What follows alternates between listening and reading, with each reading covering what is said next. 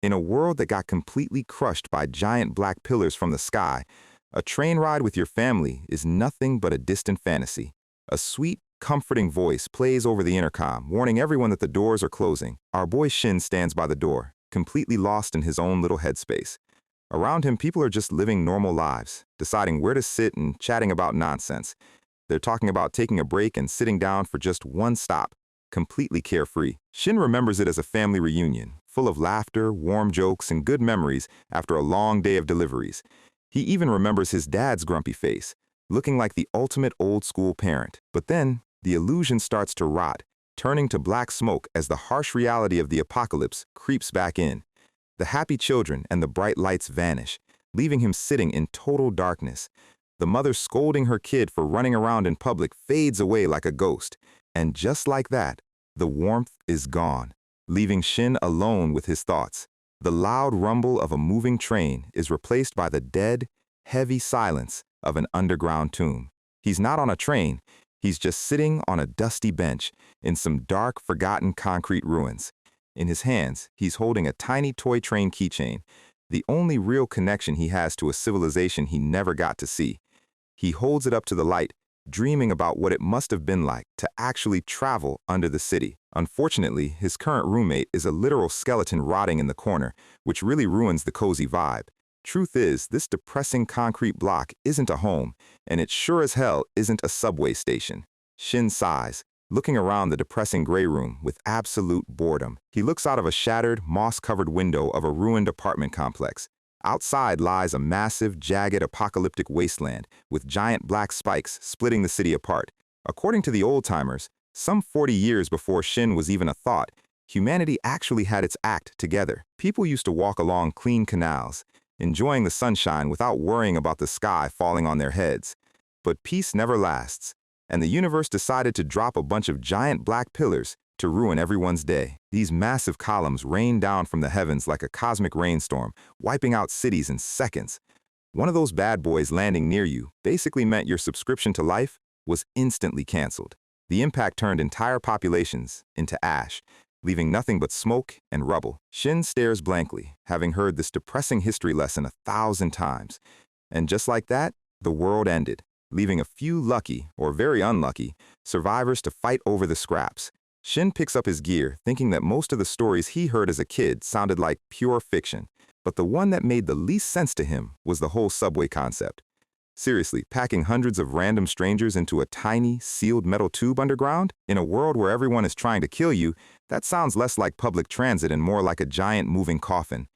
He walks out of the ruins, fully aware that the era of peace is long dead and buried. If anyone starts talking about peace in this wasteland, they are absolutely trying to scam you. Even so, he still secretly wishes he could experience riding through a deep, dark tunnel just once. Suddenly, he freezes as the faint sound of footsteps echoes through the rubble. Judging by the heavy, rhythmic thuds, there are two people approaching, and they're moving like trained soldiers. Shin peeks through a crack in the wall, wondering what a couple of stray soldiers are doing out here in the middle of nowhere. He decides there's no point in starting a fight, so he plans to just slip past them undetected. One of the soldiers stands there, fully geared up in camo and holding a rifle, looking pretty intimidating. But the guy raises his hand, signaling his partner that they've found a trail. Shin realizes his stealth plan just failed miserably, so he sighs and steps out of the shadows. The soldiers instantly freak out, pointing their guns at him as he casually tells them to take it easy. Once they get a look at his uniform, they relax, realizing he's just a postman. Shin walks past them, explaining that he's on his way to deliver an air raid warning since he finished yesterday's mail. Shin takes a close look at their gear, analyzing their state with a single glance. They look incredibly beat up, meaning they barely survived a brutal fight and are probably running on empty. The gas mask soldier awkwardly stops Shin, looking like a hungry kid asking for a snack. Shin, being a surprisingly decent guy, offers them some of his leftover food ration. But of course, in the wasteland, nothing is free, so he asks if they have anything good to trade. The soldier eagerly digs through his pockets, offering up medical supplies, bandages, and even some antibiotics. He looks at Shin, desperate to know what the postman actually wants. And Shin looks him dead in the eyes and says one word, "Amo." The soldier is completely dumbfounded, wondering why on earth a mailman needs bullets. Shin just gives him a smug, knowing smirk, enjoying their confusion. The soldier points out that their ammo is 5.56 military grade, which a civilian postman can't even use. Shin condescendingly explains that a smart mailman doesn't carry heavy junk. Ammo is light, compact, and basically acts as the golden currency of the wasteland. The soldier tries to push the antibiotics again, but Shin is a stubborn guy who only accepts brass and lead. The helmeted soldier looks hesitant, knowing they need to hoard every bullet they have left. To sweeten the deal, Shin pulls out his entire stock of food and water, offering it all for just one single bullet. The soldier thinks this guy has lost his mind and even offers to throw in his lighter to make the deal happen. Shin points his finger, mocking them for being so incredibly stingy over a single round. An awkward silence fills the air as the two soldiers exchange a very suspicious look. Shin's eyes narrow as he realizes something is highly off with these two. His playful smile vanishes, replaced by a cold, calculating glare. He bluntly asks them if they even have any live rounds left in those fancy rifles of theirs. Exposed, the gas mask bandit snaps, aiming his empty rifle right at Shin's face in a desperate bluff. Shin casually raises his hands, dryly pointing out that they all work for the same government, so there's no need for the hostility. The bandit yells at him to shut up, fully admitting they've abandoned their posts and aren't planning on going back. Shin sighs, thinking that accusing a postman of doing nothing is a bit uncalled for. He realizes they aren't just stragglers or deserters anymore, they've officially crossed over into scumbag territory. With a chilling smile, Shin calls them what they truly are: simple bandits. Furious, the bandit swings his heavy rifle like a club, trying to bash Shin's head in. Shin easily slips past the clumsy strike, noting that this wild swing just proved his theory. He plants a brutal kick right into the bandit's face, shattering his gas mask and sending him flying, while the second soldier pulls out a combat knife. The knife slices through the air with a sharp whoosh, aiming straight for Shin's neck. Shin dodges the lethal strike by a millimeter, shocking the soldier with his insane reflexes. Hanging upside down, Shin smugly tells the guy that his moves are way too obvious. He launches a powerful kick right into the soldier's chin, sending him stumbling back coughing. The soldier gasps for air, completely humiliated that a lowly mailman is putting on a martial arts clinic. The soldier leaps back into the air, desperate to salvage his dignity with another aerial strike. Shin calmly blocks the sharp blade, and a bright shower of sparks flies as metal clashes against metal. The bandit's eyes widen in absolute horror as he realizes his knife didn't cut through the mailman's sleeve. Shin winds up a devastating punch, telling him that underestimating postmen is pure discrimination. He lands a heavy blow straight to the guy's jaw, knocking him flat onto the concrete. The beaten-up soldier clutches his chin, staring at Shin's arm in disbelief. Beneath Shin's torn sleeve lies a high-tech GovForce Aura 1 officer's shield, glowing with premium military tech. Shin looks down at the scratch on his shiny new shield, looking genuinely annoyed about the property damage. He complains about the repair costs, then casually asks the groaning bandits if they have any other bullets on them. The soldier is left speechless as Shin reaches into his coat to grab his own sidearm. He pulls out a sleek, heavy, professional tactical handgun. The bandit's jaw drops as he recognizes it. It's a legendary hunter's pistol, a weapon reserved for elite monster killers. The terrified bandit asks who the hell he actually is, realizing they just tried to rob a literal raid boss. Shin just gives him a wicked grin, claiming he's just your average, everyday, friendly neighborhood postman. Back in his ruined room, Shin takes off his coat, muttering about how his boss is going to scream at him for ruining his uniform. He shrugs it back on, deciding that the loot he took off those deserters should at least cover the repair bills. He adjusts his collar, looking out over the desolate landscape and deciding it's finally time to get moving.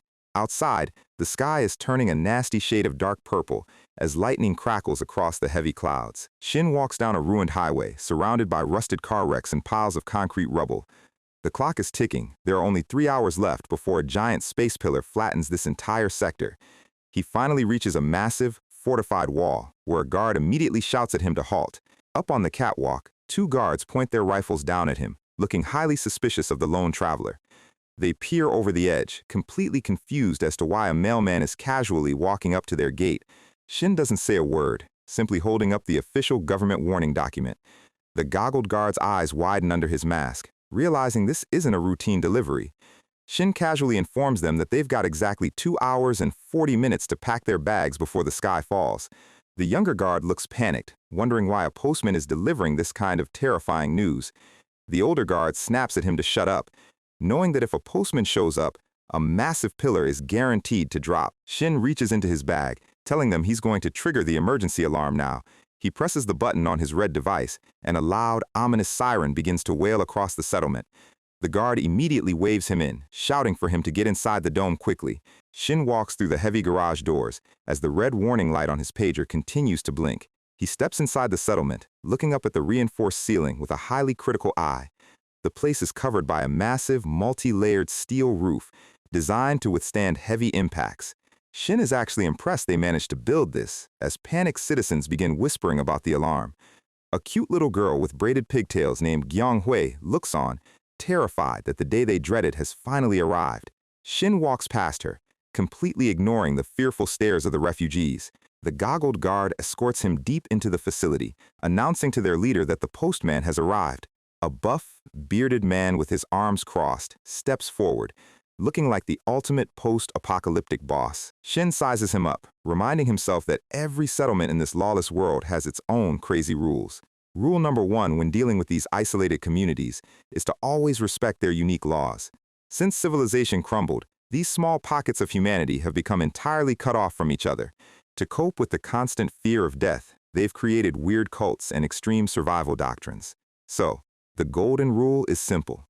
Keep your mouth shut until the guy with the biggest muscles speaks to you first. The captain raises his hand in a friendly peace sign, breaking the tense silence. He slaps a heavy hand on Shin's shoulder, smiling warmly and offering him a drink to wash down the wasteland dust. They head to a private bar, where the captain pours a drink, wanting to keep the panic to a minimum. Shin hands over the prediction sheet, stating that HQ expects the strike to hit in exactly 2 hours. The captain stares at the complicated data sheet, admitting that these scientific numbers mean absolutely nothing to him. He looks at Shin, desperately asking if their expensive steel roof actually has a chance of surviving the hit. Shin just shrugs, telling him to ask a scientist because he's just a guy who delivers paper. The guard gets furious at Shin's attitude, but the captain calmly tells his subordinate to chill out. Shin mentally notes rule number 2. Do not interfere with their delusions. He crouches down to his bag, stating that even if he wanted to run, he still has a job to finish. The captain looks down at him, wondering what kind of government business a mailman has during an apocalypse. Shin pulls out a weird high-tech spider drone, explaining it's a device to measure the impact force of the falling pillar. The captain asks if their reinforced steel roof is going to mess up the machine's scientific readings. Shin looks down, his tone turning dead serious as he decides to drop some harsh truth. He explains that those giant black pillars don't just fall due to gravity, they behave like living organisms, slowing down to target human settlements with absolute precision. Essentially, a metal roof is about as useful as a paper umbrella against a meteor, so he advises the captain to think fast. He cold-bloodedly reminds him that they have exactly 1 hour and 50 minutes left to make a choice. As Shin walks out into the main hall, a crowd of desperate citizens quickly gathers around him. They scream and wave water bottles and bags of food, desperate to barter for any useful government supplies. Shin raises his hand, loudly announcing that the only currency he accepts is functional ammunition. The crowd instantly goes silent and backs away, since bullets are way too precious to trade for mail. Suddenly, a small, timid voice calls out to him from the back of the crowd. The little girl, Gyong-hui, steps forward, holding a rusty green hand grenade and asking if he'll take it. The captain walks up, dryly asking Shin why he'd trade valuable medical supplies for a grenade that's probably a dud. Shin inspects the grenade, his eyes glowing blue as his high-tech vision confirms the weapon is fully active and highly dangerous. The captain sighs, admitting he's staying behind because he hopes their roof will actually defy the odds. But then, he looks at Shin with a serious expression, asking the postman for a massive personal favor. Gyong-hui steps forward, cheerfully introducing herself and asking if Shin is heading back to government HQ. Shin immediately shoves his hand over her face to shut her up, looking highly annoyed by this sudden development. The captain explains that she has an extremely important piece of mail that must be hand-delivered to HQ, and she needs to go with him. Shin looks at her, highly skeptical that they need an entire escort mission for a simple piece of paper. He walks away, bluntly telling her that the only thing allowed to follow him is his own shadow. Gyong-hui smiles, pulls out a flashlight, and shines it directly at his feet to make herself his shadow. Shin turns around and screams at her for wasting precious battery life on a stupid joke, officially rejecting her request. But then, she pulls out a pristine heavy metal magazine, packed with high-grade ammo. The captain facepalms in the background, groaning as the little brat just exposed their secret stash. Shin stares at the magazine, dryly noting that this poor-looking settlement is surprisingly trusting kids with deadly weapons. He examines the rounds, realizing they are top-tier, high-grade military surplus ammunition. Shin stares at the massive pile of bullets, his capitalist soul instantly sold. The captain gently pats Gyanghui's head, looking at her with a soft, protective smile. Shin smugly says that for this much ammo, he could easily deliver her message. But the captain insists he must take the girl to safety. The captain smiles sadly, stating that this ruined dome is his home, and he has to stay behind. He knows the survival rate is abysmal, but he refuses to let his beloved ward be a part of that deadly gamble. Shin looks back at the massive steel ceiling one last time, feeling a brief flash of pity. He turns around, telling the girl to follow him as they head towards the heavy metal exit doors. They walk out into the dark, stormy wasteland, as Gyunghui nervously asks if the roof really won't protect her people. Shin bluntly says no, causing her to look up at him in absolute shock and ask why he didn't warn them. Shin looks down, explaining that he has two very logical reasons for keeping his mouth shut. First, the people who want to stay will stay anyway, no matter how much you try to convince them. And second, because in this messed up world, there's always that tiny, miracle-level chance, a 1 in a million possibility that against all laws of physics, they might actually survive. The sky over Bogamjari turns into a boiling cauldron of red clouds and lightning, signaling that the countdown has officially hit 0. Back at the settlement's bar, a glass of amber liquor trembles violently on the counter as the ground begins to shake. The captain sits alone in the dim light, stubbornly convincing himself that the steel roof they spent years building will somehow protect them. The goggled guard hands him the drink, quietly observing that the boss is treating his finest, long-saved liquor like it's his absolute last meal. The captain takes a slow sip, casually asking if the strange postman left them any parting words of wisdom before running off. The guard recalls Jongguk's cold, indifferent parting look when he warned them that a metal roof is completely useless against a living weapon. The captain puts his glass down with a heavy sigh, trying to stay optimistic by claiming that whatever is destroyed can always be rebuilt. Desperate to distract himself from the literal apocalypse happening outside, the guard asks the captain if he has any snacks left to chew on. The captain chuckles softly, remembering that he did have some dried meat stashed away for an emergency. A mile away from the base, Gyanghui is happily tearing into a thick piece of beef jerky, completely oblivious to the doom behind them. She looks up at Jongguk, amazed at how he keeps pulling random snacks out of his coat, and politely asks if he wants a bite. Jongguk flatly declines, busy inspecting the heavy military magazine the captain gave him, only to notice that the top round is missing. He narrows his eyes, knowing the pragmatic captain would never give a child a partially empty magazine unless someone else meddled with it. Gyunghui sits on a rock with her rifle, thanking him for actually keeping his promise instead of taking the ammo and abandoning her in the dirt. Jongguk keeps his back turned, dryly pointing out that he didn't technically bring her along, she's just actively stalking him, and he's too lazy to stop her.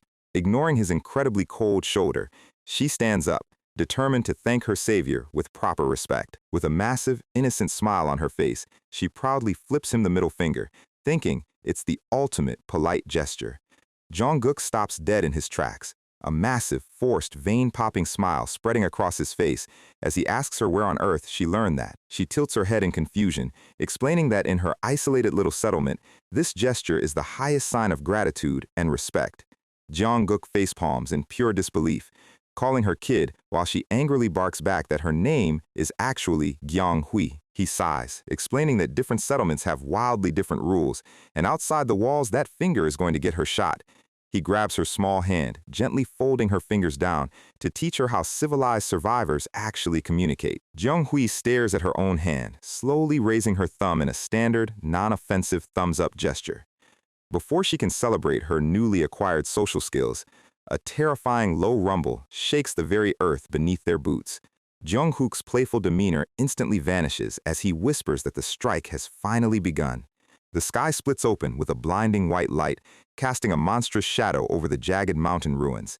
Jungkook quickly pulls the terrified girl down, wrapping his heavy dark coat over her and telling her to cover her ears. He silently watches the sky, remembering an old-era quote about how the heavens held a silent fury, hammering black pillars into the earth like nails. The massive black columns pierce the clouds, slamming down into the ruined skeleton of the old world. From a bird's-eye view, the impact zones look like giant black scars, proving these pillars specifically target and obliterate major human installations. Jong-guk explains that the only places safe from these targeted strikes are the high-tech government headquarters and the legendary underground geofronts. A massive, blinding shockwave ripples across the valley, signaling the final destruction of Gyeonghui's home. The colossal black pillar slams directly through the center of the dome, obliterating the steel roof and everything beneath it in a fraction of a second. The sheer force of the impact turns the concrete structures into a violent storm of dust and flying stone. Jong-guk huddles low in the dirt, shield raised, protecting the crying girl as the debris of her past life rains down around them. Once the dust clears, he stands up, silently observing that Gyeonghui's people had some spectacularly bad luck today. He looks back at the towering black monolith in the distance, casually noting that his plan to recover his expensive testing device is officially ruined. In an era where building reliable communication networks is practically impossible, high-tech government gear is worth its weight in gold. But looking at the giant smoking crater where the settlement used to be, he decides that trying to dig it up is a great way to get crushed. He turns around, telling the silent girl that their work is done and it's time to hike back to headquarters. Gyeonghui sits on her knees, staring blankly at the ground with a heavy black gas mask hanging limply around her neck. With a heavy heart, she slowly stands up and agrees to follow him, leaving the ashes of her childhood behind. They walk down a cracked, empty highway, their long shadows stretching across the ruined asphalt under the dark twilight sky. Gyeonghui's silent tears flow freely down her dirty cheeks as the reality of losing everyone she ever knew finally sinks in. She softly calls out to Jong-guk, her voice trembling as she seeks even a shred of comfort. Jong-guk doesn't look back, but he casually remarks that while these black pillars are an absolute nightmare, they actually have one single benefit. She looks up, her teary eyes widening in curiosity at the cold postman's unexpected words. He looks up at the sky, pointing out that right after a massive air raid, the cosmic dust clears up completely. High above them, a breathtaking, brilliant canopy of millions of blue stars shines brighter than any other night. Jong-guk kneels down to her eye level, gently telling her that even in a ruined world, it's not always bad things waiting for you. She blinks, asking if he is actually attempting to comfort her right now, which instantly embarrasses our tough postman. He immediately snaps back, walking away while claiming he just hates crying because it wastes valuable energy they need for the long hike. Gyeonghui smiles weakly, asking why he even chose such a dangerous job, to which he bluntly replies that he just needs to buy food to survive. She asks if he has any real dreams, and a highly annoyed Jong-guk decides to show her his most treasured possession to shut her up. He dangles the tiny silver toy train keychain in front of her face, its metal wheels clinking in the quiet night air. With a genuine, rare smile on his face, he asks if she has ever heard of a magical old-world relic called a subway. She deadpans at the toy, pointing out that it looks like the perfect size to choke on, forcing him to explain that the real thing is a giant metal vehicle. He closes his eyes, lost in his own imagination as he tells her to picture it. In his mind, a sleek, glowing train roars through a dark underground tunnel, carrying hundreds of happy people to whatever destination they want. Gyeonghui bursts out laughing, teasing the hardened, deadly postman for having such an incredibly innocent, childish dream. An angry tick mark pops up on Jong-guk's forehead, and he quickly changes the subject, asking how long she plans to hide her little secret. He calls her out, asking why she stole and hid a single bullet from the magazine her captain gave him. He assures her he's not petty enough to steal it back, but she looks down guiltily and confesses that she actually ate it. Jong-guk's jaw drops as he screams in horror, demanding to know what kind of lunatic decides to eat live military ammunition for dinner. She tearfully apologizes, explaining she ran out of beef jerky, leaving Jong-guk completely speechless at her terrifying digestive habits. He grabs her shoulder, desperately telling her to just ask him for food next time, but he suddenly freezes as a chill runs down his spine. In a flash, he pulls her close, his eyes darting toward the pitch-black ruins of a collapsed bridge ahead. He covers her mouth, whispering in a deadly serious tone for her to not make a single sound or move a muscle. He hides behind a concrete pillar, reminding himself that the devastation of the old world didn't just come from falling rocks. From the shadows of the crater, two grotesque, pitch-black monsters with single glowing orange eyes crawl out, sniffing the air for prey. Jong-guk slips his combat knife from his sleeve, planning to assassinate the beasts silently so they don't alert the rest of the pack. But before he can leap, a sharp metallic click echoes through the dark. Gyeonghui has already raised her rifle and pulled the trigger with a deafening bang. The massive muzzle flash lights up the ruins as a high-caliber round tears through the night, leaving Jong-guk utterly flabbergasted by her stupidity. Gyung-hui stands her ground, her face grimly determined, proving that she had a secret stash of rifle ammunition hidden the entire time. Jong-guk grinds his teeth in sheer frustration, cursing the little idiot for giving away their stealth advantage. Alerted by the thunderous gunshot, the single-eyed monsters let out a blood-curdling screech and charge forward like rabid beasts. Jong-guk moves like a blur, slipping under a beast's wild swipe and slicing its throat, turning the creature into a cloud of black dust. But as the dust settles, his eyes widen in panic as he realizes there's still another monster leaping from the dark. A massive, spiky beast looms directly over Gyung-hui, its massive claws raised, while Jong-guk desperately lunges forward to close the distance. Time seems to slow to a crawl as Jong-guk watches in absolute, helpless horror. The monster's razor-sharp claws tear violently through the air, delivering a devastating strike that throws Gyung-hui's small body backward. A spray of deep red blood paints the dark ruins as she collapses into the rubble with a soft groan. Jong-guk dashes over, screaming for the kid as he slides on his knees beside her broken body. He gently cradles her head, angrily asking why she didn't just stay put, while she weakly gasps that she thought his single knife wouldn't be enough to protect them. With tears welling in his eyes, he asks why she lied about the ammo, and she softly smiles, saying her captain taught her to always keep an ace up her sleeve. She looks up at him with pure admiration, praising him for taking down monsters with just a knife, but he desperately tells her to save her breath. Jong-guk's eyes flare with a brilliant glowing blue aura as he unleashes his hidden concentrated energy. He hovers his glowing hand over her massive chest wound, desperately trying to use elite military medical tech to stabilize her fading pulse. But deep down, he knows that even his advanced medicine can't heal a shredded lung, and the gunshot is guaranteed to attract a massive swarm. He bites his lip in bitter frustration, while Gyung-hui looks up at him, her eyes peaceful as she accepts her fate. She whispers that they both know she's not going to make it, but begs him to grant her one final, official favor. With trembling, blood-soaked hands, she reaches into her shirt and pulls out a heavily stained white paper envelope. Jong-guk stares at the blood-spattered letter, his voice cracking as he asks if this is the highly important mail she risked her life to deliver. He looks at the address, reading the sender's name, Gyung-hui Park, and notices that the recipient's line has been crossed out with the words, "Not there." She holds the letter close to his chest, begging him with her final breath to take it back to the new government complex. Suddenly, the scraping of claws on concrete echoes from all directions. The rest of the monster swarm has arrived.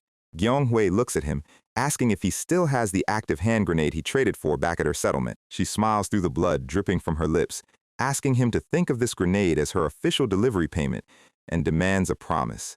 Jong-guk stands up slowly as the terrifying shadows of the spiky, single-eyed monsters surround them in the dark ruins. Four massive, glowing orange eyes stare down at the dying girl, salivating at the prospect of an easy meal. She looks at the monsters, tightly gripping the heavy green grenade, and tells Jong-guk that she will draw their attention so he can escape. She raises her arm, her fingers hooking around the metal pin of the explosive. Jong-guk is forced to turn his back, leaping away into the darkness as her final, silent thought begs him to deliver her mail. With a beautiful, tearful grin on her face, Gyung-hui bids her final farewell to the brave postman who tried to save her. She pulls the pin with a metallic click, cementing her final sacrifice. The monsters pile onto her body, only to be met with a massive, blinding flash of white-hot explosive fury. A thunderous blast rips through the valley, incinerating the beasts and turning the surrounding concrete into charred black ash. Jong-guk walks back through the smoking crater, stepping on the ashes of a giant beast and picking up a glowing, pearlescent spherical core. He stands alone under the starry sky, staring at the small, glowing orb with a cold, hollow expression. He looks toward the horizon, realizing that the memory of this brave, foolish kid is going to haunt him. Sometime later, under a bright, sunny sky, the massive, futuristic, and highly fortified new government complex stands tall over the wasteland. Jong-guk stands in a metallic elevator, looking completely exhausted, his face cast in deep shadow. As he steps out, a booming, cheerful voice calls out his real name, Jong-guk, as Director Bae walks up with a massive grin. Director Bae pats his shoulder, noting that the top-performing postman of the month looks exceptionally miserable today. Bae points a finger at him, cheerfully commanding him to attend a highly important, special mission briefing happening in the main hall. Jong-guk tries to excuse himself, claiming he's dead tired, but the stubborn director pushes him forward, promising he's going to love this one. Jungkook reluctantly sits in a modern, sloped lecture hall filled with elite postmen as a presenter begins mapping out a massive logistics project. The presenter clicks a button, announcing that they are about to display the highly classified route photos for this operation. As the projector hums, Gyeonggook's mind drifts back to Gyeonghue's face when she first introduced herself to him. He remembers the warmth of her hand when he taught her how to thumbs up and the weight of her bloody letter. He looks down at his hand, picturing her holding the grenade, realizing he has to live on to deliver her final message. Suddenly, a postman in the front row raises his hand, interrupting the presentation with a highly practical question. He points out that the sheer weight of this new government delivery is massive and asks if they will be using armored vehicles. The presenter taps the whiteboard, displaying a highly complex, colored underground transit map of the old city of Seoul. Jungkook stands up in disbelief, loudly stating that traversing this ancient, monster-infested route is absolutely suicidal and impossible. But the presenter just smirks, his eyes glinting with absolute certainty as he delivers the shocking news. The underground subway network is currently being rebuilt. Most people get excited about a promotion, but our boy is currently staring at a projector screen like he just saw a ghost. The speaker drones on about rebuilding a secret transit system to ferry supplies, which is great. Except the route is a literal death trap. A high-ranking officer in a sleek black suit takes over, making it clear that only the best of the best will survive this selection process. Jungkook stands in the back, silently analyzing this new officer and realizing he's never seen this guy in any department before. As the rest of the postmen shuffle out to sign up, Jungkook lingers behind, his mind racing with possibilities. He looks down at his toy train keychain, a wild spark of hope igniting in his chest at the thought of finally riding a real subway. He clenches his fist, determined to do whatever it takes to get onto this mission, even if it means walking straight into hell. But before he can take a step, the arrogant officer stops him with a cold hand, telling him he's a special exception. The officer looks down his nose at him, addressing him by his full government name, Mr. Woo Jung-gook. The heavy sliding doors slam shut, locking the two of them in the empty, silent briefing room. Jungkook demands to know why he's being kept out of the registration room, and the officer claims he has direct orders to handle him personally. Jungkook's eyes narrow as he realizes this guy already knows his face, his name, and likely his entire survival record. The officer hands him a sleek black folder, calmly telling him this is the specific area he will be delivering to. Jungkook opens the file and sees Jumcheonggu, an incredibly safe, government-allied zone where deliveries are basically a casual afternoon stroll. He immediately suspects his buddy Director Bae pulled some heavy strings behind the scenes to keep him out of the meat grinder. He figures Bae just wants to protect his top-performing postman, so he asks the officer if he should start the delivery immediately. But the officer suddenly slides the folder back, flatly stating he's giving this safe, easy job to someone else. Jungkook is visibly annoyed, demanding to know why this guy just wasted his time showing him a file he can't even have. The arrogant officer claims he was only ordered to explain the route to him, but actual personnel assignments are his exclusive authority. Jungkook clarifies, confirming this guy is actively gatekeeping him from the mission while enjoying every second of it. Jungkook calls him out on his obvious nonsense, while the officer claims he personally investigated Jungkook's suspiciously clean record. He flips through the file, pointing out that Jungkook's history is so spotless, it's almost like he didn't exist before becoming a postman. He sneers, claiming people with records this clean either have terrifying hidden power or they're just corrupt Napababis relying on connections. Jungkook leans back, asking if this guy is seriously accusing him of being a fraud to his face. The officer shrugs, claiming he's just introducing himself and establishing that he absolutely detests sneaky, connected people. Jungkook smiles coldly, reminding the snob that his actual performance ranking has remained at number 1 since day 1. The officer glares back, challenging his skills and pointing out that Jungkook has only ever taken easy, low-risk missions. He leans back as his pocket radio begins to beep, signaling that his high-priority shift is starting. He dismisses Jungkook to take his important call, assuming the postman now understands his place in the food chain. Jungkook watches him walk away, his smile turning sharp and venomous, as he decides he's going to make this arrogant snob eat his words. He slams his hand onto Director Bae's desk, demanding to show this place what a real express delivery looks like. Director Bae looks up in shock, warning him that this particular route is an absolute nightmare and asking why he's suddenly seeking death. Jungkook gives a confident, smug grin, claiming he's just trying to handle his job with absolute reliability. His eyes turn cold and sharp, silently promising himself that he will force that spectacled officer to recognize his true power. But as he prepares for the dangerous journey, his mind descends into a chaotic, dark abyss of guilt. In his sleep, mathematically calculated survival rates begin to swirl around in his head like a curse. The depressing numbers remind him of his failure, calculation after calculation, showing his chances of saving the girl were practically zero. Even with all his advanced medicine, the probability of keeping Gyung-hui alive in that monster-infested ruin was completely hopeless. He sees her final, tearful, bloody smile again, thanking her brave postman as she pulled the grenade's pin. Jungkook sits up with a gasp, panting heavily in his dark, quiet bedroom as cold sweat drips down his chest. He runs a hand through his hair, muttering to himself that her tragic death is going to ruin his sleep for a very long time. The next day, Jungkook spots the arrogant officer walking down the hallway, holding a bright red envelope in his hand. The officer tells him to leave him alone because he's busy, but Jungkook smugly replies that he is also highly busy. Jungkook points at the red letter, casually announcing that he is the new substitute postman assigned to deliver it. The officer looks completely stunned, claiming he specifically verified the name of the elite postman who was supposed to carry it. Jungkook proudly hands him the official reassignment paperwork, mocking him by pointing out everything went through proper, legal procedures. He gives a wicked smirk, challenging the officer by asking if finishing this dangerous delivery 2 days early would prove his skills. The officer stares at the paperwork in silence, realizing the clever postman just completely outmaneuvered him. He narrows his eyes behind his glasses, dryly asking if Jungkook is doing all this dangerous work just to satisfy his petty pride. Jungkook's face turns serious, flatly stating that pride has nothing to do with it. To him, this is just another day at the office. He reaches out his hand, demanding the officer hand over the red envelope so he can get this show on the road. The officer reluctantly hands it over, reminding Jungkook that the mission has officially begun. He watches the postman turn to leave, feeling a sudden, unexpected wave of concern for the stubborn guy's life. He adjusts his glasses, quietly muttering for Jungkook to make sure he actually returns from this trip alive. Jungkook walks down the sterile concrete corridor, checking the sender's name, Cho Young-han, the arrogant officer himself. He chuckles to himself, thinking Young-han is a pretty unusual name for such a stiff, unlikable government bureaucrat. But then he flips the envelope over and realizes it's covered in incredibly cute cartoon rabbits and carrots, which really ruins the officer's tough guy image.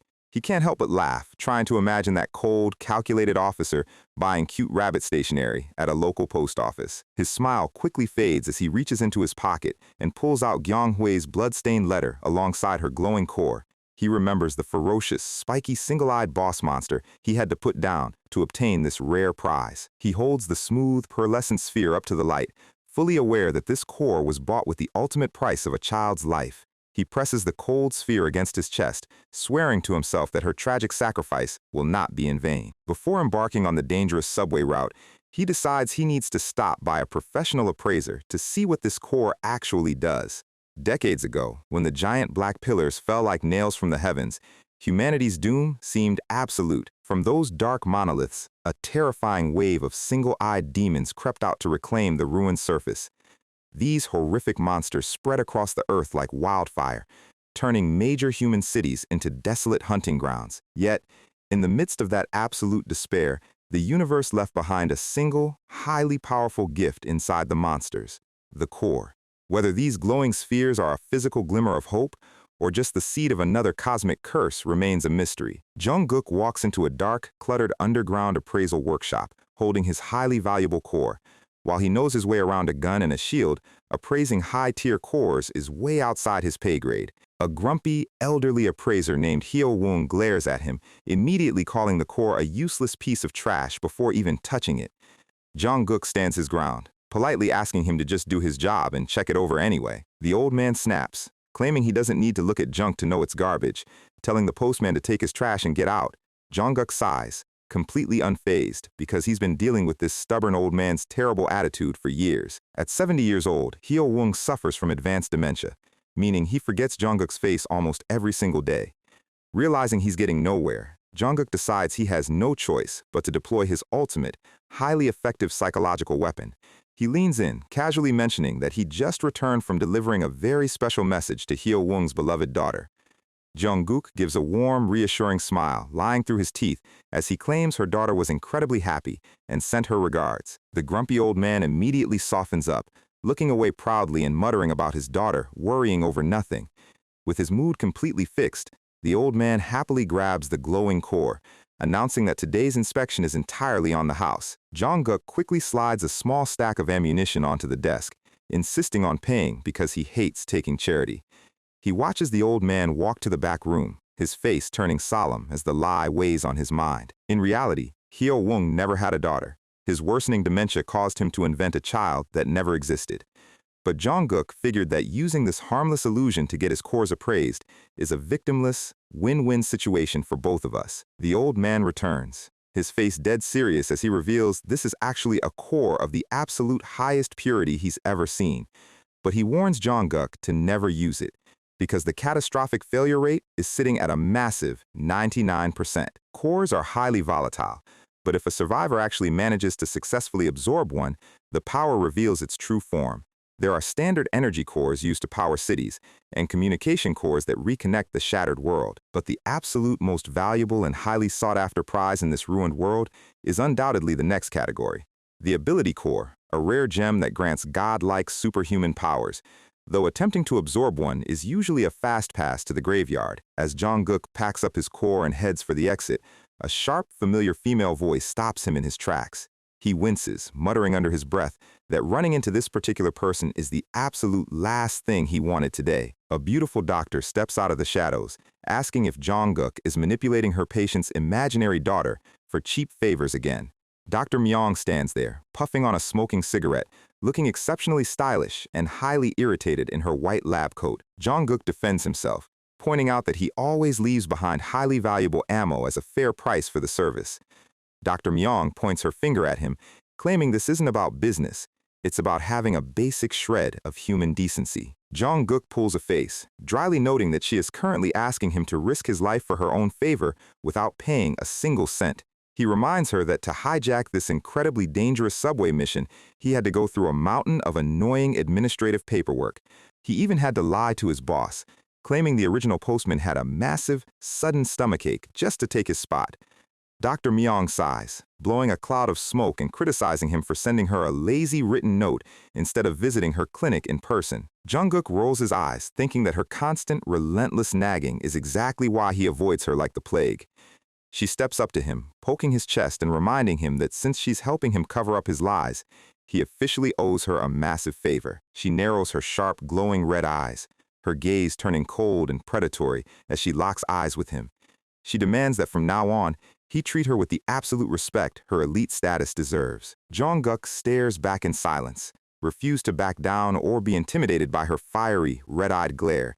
She coldly reminds him that while he might have been a legendary figure in his past life, in this new world, he is just a lowly postman. In this dark, ruined era, there are very few people who survive the brutal 99% failure rate of the ability cores. Those who defied the odds and survived emerged from the shadows with incredible, world-shaping superhuman abilities. These elite survivors were granted the exclusive right to join a highly secretive, powerful organization known simply as the Hunters. Jungkook turns toward the light, his eye glowing with a brilliant blue energy as he reveals that he is also one of those legendary survivors. In a world where stepping outside is basically a creative suicide attempt, the government officially wishes Jungkook a safe return, while silently starting a 48-hour countdown to assume he is dead. If he does not make it back in 2 days, they will declare him deceased and confiscate all his stuff, which is a fantastic way to motivate a guy who literally hoards bullets for a living. Jungkook steps out onto the plaza, already annoyed because Dr. Myong kept nagging him about his health, making him run slightly behind his planned schedule. He is determined to prove himself, locking his eyes on the horizon and mentally preparing to speed-run a delivery route that would make normal postmen cry. The massive automated gates slide open to reveal a concrete graveyard of tilted skyscrapers, the ideal playground for a postman who enjoys extreme sports. Our destination today is Incheon Namdong-gu AAA, a place that sounds more like a battery size than a viable human community. The local wildlife consists of a single confused deer watching our guy walk into Namdong-gu, an area famous for having more violent power struggles than a corporate boardroom. The bosses of the local settlements here change so frequently that even the government headquarters has completely given up on keeping track of who is currently in charge. To make things even better, the target zone is famous for ignoring all external contact, and the delivery guidelines demand a direct, face-to-face handoff to the recipient. Still, Jungkook is determined to wrap this up 2 days early, mostly out of spite so he can watch that smug, spectacled officer choke on his own complaints. He sits down in a dusty corner to check his map, realizing it has been way too long since he last visited this particular flavor of ruined wasteland. Looking down a massive, yawning crater, he discovers that a secure settlement he used to rely on for communication has been completely flattened by a black pillar. Getting any local help is officially off the table now, forcing our guy to seriously consider taking a scenic detour through even more hostile territory. Suddenly, an angry voice echoes through the silence, shouting about how something is way too expensive and snapping Jungkook right out of his thoughts. He sneaks behind a concrete pillar and spots a pair of fellow postmen arguing, one of whom is a bizarre-looking old man wearing a winter pilot hat. Figuring this is his lucky day, Jungkook decides to use them as a GPS, because asking for directions is much easier than getting lost and eaten. But the old man is busy warning his younger partner, asking him if he is seriously stupid enough to trust a group of sketchy strangers in the middle of nowhere. The old-timer storms off in a huff, leaving his naive partner behind to negotiate with a group of heavily cloaked figures standing in the sunset.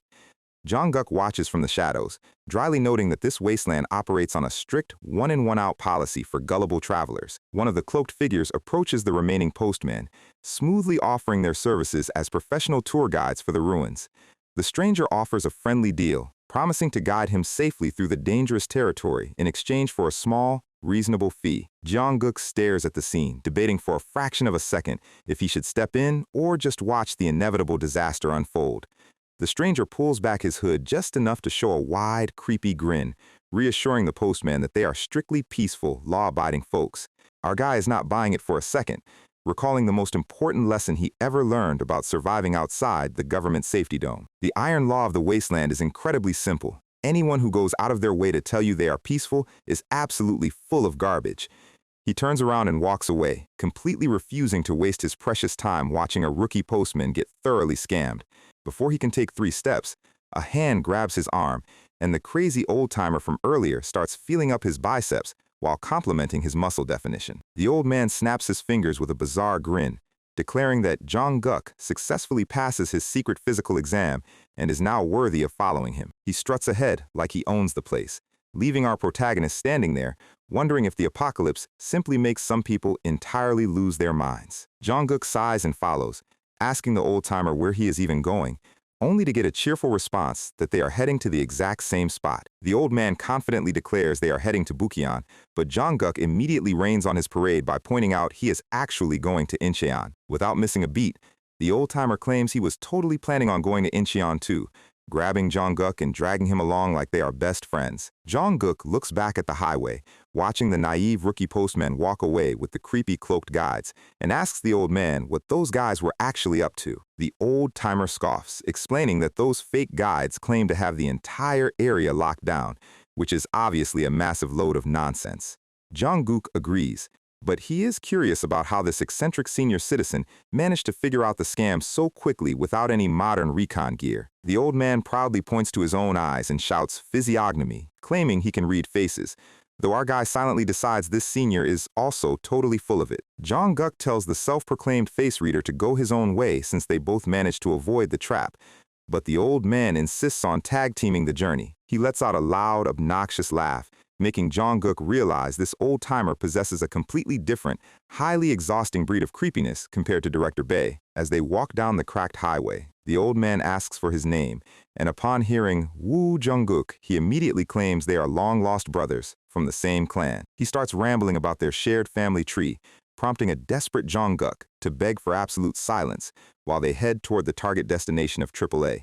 Jungkook notices something highly unusual, realizing the old man is stepping precisely in his exact footprints with a calculated, silent precision. He remembers the old man refusing company earlier, proving he clearly saw through the raider's trap despite his goofy, brainless demeanor. He also approached Jungkook without making a single sound, leaving our guy to wonder if the old man was trying to save him or just needed a meat shield to survive. The sun begins to set, painting the sky in a bloody red, and the old man points to a ruined building, suggesting they take a quick 2-hour power nap. The moment they sit down inside the dusty structure, the old-timer appears to fall fast asleep, but Jungkook is far too paranoid to let his guard down. He notices the old man's hand remains firmly glued to his bag, a classic sign that he is hiding a weapon and waiting for the perfect moment to use it. Jungkook pretends to close his eyes, planning to fake sleep for 30 minutes to bait the old man into making his move. Sure enough, a metallic click echoes through the dark room as the old man draws a sleek pistol, aiming it directly at Jungkook's face. The old-timer smiles, praising his little brother's sharp instincts as he realizes he is not the only one holding a gun.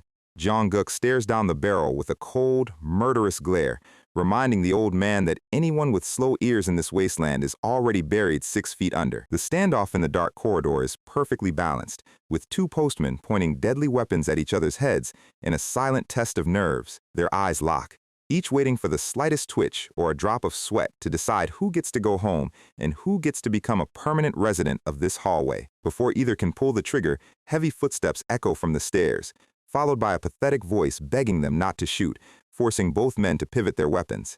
It is Mr. Kim, the naive young postman from earlier, standing with his hands raised high and tears streaming down his incredibly miserable face. The old man lowers his gun slightly, highly annoyed, and asks Kim why on earth he is back here when he was so eager to follow those sketchy, cloaked guides. Kim stumbles down the steps, sobbing that he did follow them, but things clearly went sideways in the worst possible way. Jungkook does not care about the tears, instantly snapping his gun back up and coldly ordering the trembling postman to freeze right where he is. Kim panics, crying out that they are all on the same team and reminding them that they just saw each other on the road a few hours ago. A deafening bang echoes through the corridor as Jungkook fires a warning shot right between Kim's boots, sending sparks flying and freezing the man in absolute terror. Our guy is not playing games, demanding that Kim keep his hands visible and slowly unzip his jacket unless he wants the next bullet to go through his chest. Kim looks like he has completely aged 10 years in a single afternoon, his face pale as he slowly reaches for his zipper under Jungkook's icy gaze. The old face reader watches the scene in silence, his goofy attitude completely vanishing as he realizes Jungkook's paranoia is entirely justified. The old man's eyes widen in sheer horror as Kim's jacket slides open, revealing a highly unpleasant surprise hidden beneath the fabric. A bright, ominous red light glints from Kim's chest, signaling that his friendly neighborhood tour guides left him with a very heavy parting gift. Wrapped tightly around his torso is a massive, high-tech digital bomb with a ticking timer, prompting the old man to curse loudly and ask what the hell happened. Kim explains through his tears that those bastards pretended to guide him before dragging him into an alley and robbing him blind, earning a sharp "I told you so" from the old man. Kim tries to defend his terrible life choices, crying that the raiders had a small child with them, so he naturally assumed they were decent people. Jungkook sighs, pointing out that using a kid as bait is literally the oldest, most basic raider tactic in the post-apocalyptic playbook. If those raiders actually had a stable settlement and were in their right minds, there is absolutely no way they would drag a 5-year-old child onto a highly dangerous scavenging run. The kid was nothing more than a prop designed to make gullible idiots lower their guards, and the old man begrudgingly admits our guy is completely right. Jungkook looks out the cracked window, his voice dropping to a whisper as he notes that the raiders are definitely watching this building from somewhere nearby. The strategy is blindingly obvious. The raiders plan to use the ticking Kim as bait, blow up anyone stupid enough to try and help him, and then casually walk in to clean up the loot. Jungkook flatly tells the crying postman that he is already a dead man, before turning to the old face reader and calmly telling him to pack up their bags. Kim begs them not to abandon him, taking a desperate step forward, which immediately prompts Jungkook to aim his gun right back at his forehead. He orders Kim to face the bomb toward the floor and lie completely flat, asking if those sadistic bastards strapped any extra explosives to his sides or back. Kim whimpers that the bomb is only on his front, and Jungkook tells him to listen incredibly carefully if he wants his final minutes to be of some actual use. Jungkook squats down a safe distance away, demanding to know every single piece of information Kim has on the raiders who did this to him. Kim stares at the floor, his voice shaking as he reveals that the group has dozens of heavily armed underlings lurking in the ruins. He adds that the group is led by two main bosses, and they seem to be in the middle of planning a massive attack on another settlement. Jungkook presses him for the location of the target settlement, but a frustrated Kim confesses he does not know because they only held him captive for a brief moment. Kim mentions hearing that the raiders are currently hiring local mercenaries, making Jungkook realize this is a much larger and more organized threat than standard street-level thugs. He realizes the creepy, smiling, cloaked figure he saw negotiating on the road earlier might actually be one of the top bosses of this criminal syndicate. The old face reader looks down at the doomed postman, his usual energetic banter completely gone, replaced by a heavy, somber silence. He slungs his bag over his shoulder and walks toward the exit, muttering that he will make sure to file a highly detailed report about this incident once he gets back to headquarters. Lying flat on the cold concrete, Kim lets out a final, heartbreaking plea, asking if there is truly no magical way for him to survive this. Jungkook looks back one last time, offering a harsh but honest truth. In this world, having the time to calmly prepare for your final moments is a luxury. Kim's face freezes in silent, tearful acceptance as the heavy reality of his impending doom finally sinks in. After all, in a world shattered by giant black pillars, unexpected sniper fire, and random monster swarms, most people get erased without even a second to say goodbye. The two postmen walk away down the dark corridor, their heavy boots clicking against the tiles as they leave the ticking trap behind. Lying alone in the shadows, Kim closes his eyes, waiting for the timer to reach 0 as his brief, tragic career in the Postal Service comes to a sudden end. High above the ruins, a shrill, rapid beeping echoes through the concrete jungle, signaling that the trap has finally sprung. A massive explosion tears through the building, a violent flash of orange fire erupting into the night sky, while Jungkook continues walking, without even turning his head. A few minutes later, our guy is casually munching on a food ration cube when the old man asks why he went out of his way to interrogate Kim about the raiders. The old-timer asks if the report to headquarters was just a cover, wondering if our protagonist is secretly planning a violent revenge mission for their fallen colleague.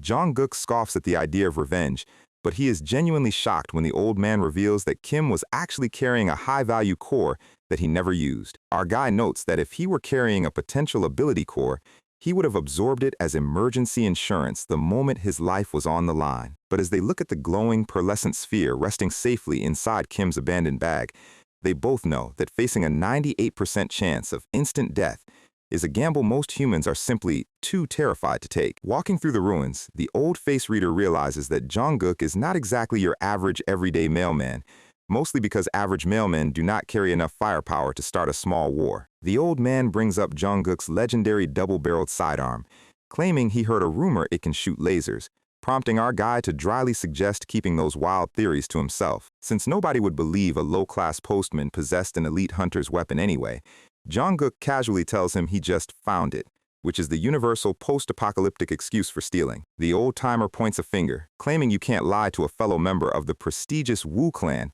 but Jungkook insists he is telling the absolute truth. Technically, he is not lying. When he quit the elite hunter force because he absolutely detested teamwork, he really did just pick up the weapon on his way out of the locker room. Working completely alone suits his cynical soul perfectly, even if his current delivery route is turning out to be significantly more annoying than he originally planned. The sky turns a dark, dusty shade of orange, and the old-timer suggests they take shelter in a giant, crumbling concrete skeleton of a building until dawn. The old man points out what look like fresh monster tracks near the entrance, wondering if they are walking straight into a trap, but Jungkook is already checking the perimeter. He raises his hands to frame his vision, tapping into his hidden core power as his right eye flares with a brilliant, glowing blue light. Using his advanced hunter perception to scan the structural ruins, he determines the odds of a monster ambush in this specific sector are practically non-existent. When the old man asks how on earth he came to that conclusion so fast, Jungkook just shrugs, keeping his supernatural cheat codes to himself. He looks back with a quiet, confident smirk, leaving the eccentric senior citizen to marvel at his bizarre companion. He casually tells the old-timer to just call it a gut feeling, proving that sometimes a good hunch is much better than a 10-page military radar report. The scene cuts to a shattered, dust-covered window of the ruin, framing the cold gray light of the post-apocalyptic morning. Jungkook slowly blinks his eyes open, the heavy silence of the ruined corridor greeting him as the sleep finally washes away. He sits up against the cold concrete wall, rubbing his neck and realizing he only meant to rest his eyes for a quick second, but ended up sleeping like a baby. He calls out for the eccentric old man, but his voice just echoes through the empty, drafty stairwell without any response. Standing alone on the dusty landing, Jong-guk realizes the old face reader has completely vanished into thin air, leaving him without his self-proclaimed sidekick. He looks up at the cloudy, pale sky through the collapsed roof, realizing he made a pretty rookie mistake by actually letting his guard down around a stranger. Ultimately, where the weird old senior citizen decided to wander off to does not really matter to his schedule. The actual problem is much more personal, and it lies right in his own head. He stares forward with a cold, frustrated expression, deeply annoyed at his own psychological slip-ups. He stops his boots on the concrete, questioning what on earth he was thinking by letting himself go soft in a world that eats soft people for breakfast. He stands alone in the vast, empty wasteland, realizing his survival instincts have been seriously lagging lately. Ever since Gyeong-hwae smiled at him with blood on her face and blew herself to pieces to save him, his mind has been playing constant replays of the disaster. He grabs his head and squeezes his eyes shut, trying to physically force the tragic memory out of his brain before it gets him killed too. He decides that is quite enough emotional reflection for one day, knowing that self-pity only drains his precious willpower, and points his eyes toward the horizon. Right on cue, the massive metal towers of his destination rise above the tree line, standing like a monument to old-world military paranoia. This is AAA, an independent fortress built by army deserters who stole colossal anti-aircraft flak guns from the government during the collapse. Originally meant to shoot down aircraft, these soldiers modified the massive twin barrels to target people on the ground, making the base so deadly that even the government gave up on reclaiming it. It is a lawless, sovereign zone known as a hopeless settlement, which means Jong-guk's chances of getting a friendly welcome are basically zero. He walks straight toward the imposing steel gates, completely unfazed by the heavily armed guards watching him from the watchtowers. He remembers Dr. Myong smoking a cigarette and mocking him for taking a job in a place that actively executes government employees. Dr. Myong had asked why a lazy, slippery guy like him would volunteer for a suicide mission, and Jong-guk had argued that he actually works very hard when there is a promotion on the line. He remembers her rolling her red eyes, telling him to at least finish his sentences if he is going to complain about his heavy workload. She had turned away with a sarcastic smile, admitting she wasn't actually worried about him because he has always possessed the kind of absurd luck that defies all logic. Back in reality, a guard steps forward, raising his assault rifle and pointing it directly at our guy's chest. The guard flatly tells him they do not accept mail, ordering him to turn around and get lost before things get violent. Jong-guk stares back, dryly noting that the guard clearly does not understand the full scope of a postman's job description. He steps closer, explaining that postmen do not just deliver simple letters, they also deliver high-priority air raid warnings. The guard's eyes widen behind his mask, the mention of an air raid warning instantly triggering his survival instincts. Jong-guk smiles, pulling out the adorable pink rabbit and carrot envelope and revealing he is actually just here to deliver a regular letter this time. The guard is furious at the bait and switch, raising his hand and warning the postman that one signal will have the giant defense cannons turn him into paste. High on the ramparts, a massive modified flak gun slowly rotates, locking its twin black barrels directly onto Jong-guk's head. But Jong-guk's analytical mind is already working. He knows that in a ruined world where every bullet is worth its weight in gold, there is absolutely no way they would waste a rare, highly valuable flak shell on a single mailman. He smirks, deciding that whether the massive cannon is actually loaded or just a giant paperweight is a problem he can worry about later. If he successfully pulls off a delivery to a sovereign zone like AAA that actively rejects the government, his official performance points will shoot through the roof. Instead of making 10 boring runs to safe civilian areas, this single high-risk delivery will guarantee his spot on the prestigious subway reconstruction team. He walks right up to the guard, casually using 2 fingers to gently push the barrel of the assault rifle away from his face. The guard is completely stunned, muttering that he has seen some crazy people in his life, but none who valued their monthly performance reviews over their actual survival. Jong-guk turns his back to the weapon, dryly noting that being born into this miserable apocalypse means he never had any real luck to begin with. He spins around and grabs the guard's rifle barrel, pulling it close and suggesting they play a high-stakes little game. His blue eye flares with supernatural confidence as he tells the guard to either fire the flak gun or take the letter, because he is betting his life that the guard's gun is completely empty. Jong-guk stands completely unfazed, holding the tip of the rifle barrel to his forehead and waiting for the sweating guard to make a choice. The guard's mind is racing. utterly terrified as he wonders how on earth this random postman knew they used up all their rifle ammunition during their last hunting trip. He grips his empty weapon with shaking hands, completely paralyzed by how calm and collected this crazy mailman is under pressure. He stares into Jong-guk's eyes, searching for even a flicker of fear, but finding absolutely nothing. In fact, our guy is actually smiling, a sight that would make even the most seasoned frontline military veteran seriously question their life choices. Jong-guk casually brushes the useless rifle aside, showing a level of disrespect for military authority that is honestly respectable. The guard completely loses his nerve, stumbling backward and falling onto his rear with a pathetic groan as Jong-guk steps past him. The guard calls him a crazy bastard, convinced this postman is some kind of high-level psychopath who enjoys playing chicken with loaded weapons. He assumes Jong-guk is just a delivery boy who is dangerously obsessed with his postal service record, which is a hilarious misunderstanding of our guy's actual identity. Jong-guk stands over the fallen guard, prepared to negotiate his way inside now that he has completely shattered their tough military illusion. Two more armed soldiers rush out of the facility, shouting at the postman to step back, but our guy just holds up his delivery bag to suggest a peaceful business transaction. Before a fight can break out, a young soldier in a gray jacket stops in his tracks, his eyes widening as he calls out, "Sergeant Wu?" The scene transitions to the official title card, signaling a major turning point where our protagonist's hidden military past is about to catch up with him. We flash back to Cho Yong-han reviewing Jong-guk's official background file, noting that his civilian record is suspiciously clean. The spectacled officer points out that his record is actually too clean, reading like he was a ghost who literally did not exist before he joined the Postal Service. Jong-guk's inner monologue explains that there is a very good reason for his missing files, as his previous career was not exactly paper-pushing. Before he ever put on the postman uniform, he was a highly classified, top-tier hunter living in the deepest shadows of the government. He wasn't just any hunter either. He was a physical powerhouse who looked like he could bench press a military truck. He served as a legendary instructor, training other elite hunters in advanced survival skills to keep them alive in the monster-infested ruins.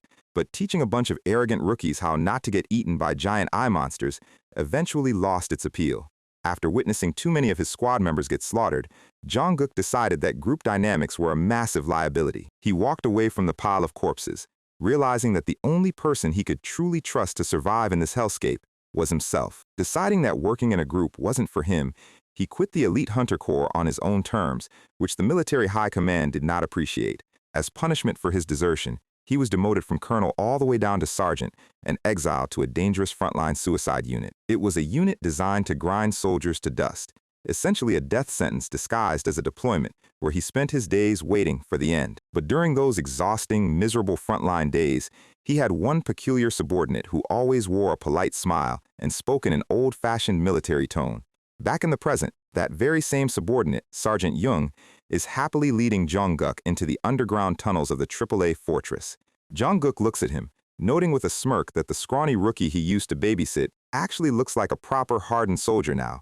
Jung laughs, admitting he has grown a bit, before asking his former commander what he should officially call him these days. Jong-guk taps his official armband with a grin, telling him to use his highly prestigious title, Mr. Postman. As they walk past walls covered in revolutionary graffiti demanding true freedom, Jong-guk asks where exactly they are heading. Jung explains that according to standard base protocol, Jong-guk has to report directly to the captain before he is allowed to deliver any mail. Jong-guk sighs, asking if he seriously needs to fill out a report just for arriving, and Jung offers a helpless smile about military bureaucracy. Jong-guk mutters that he remembers the annoying rules all too well, which is precisely why he traded his rifle for a mailbag. Jung knocks on a heavy door, announcing that he has brought the postman who caused the commotion at the front gate. A cold voice from the shadows tells Jung to step out, and a tall officer turns around to inspect the postman who bypassed his guards.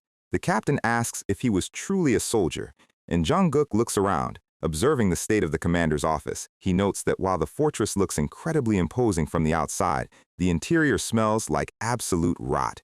He spots trash bags piled in corners and a dirty water dispenser, realizing this independent outpost is not even receiving basic survival supplies from the outside. The sharp, cold-eyed captain steps forward, demanding to know why the postman has not presented a proper military report yet.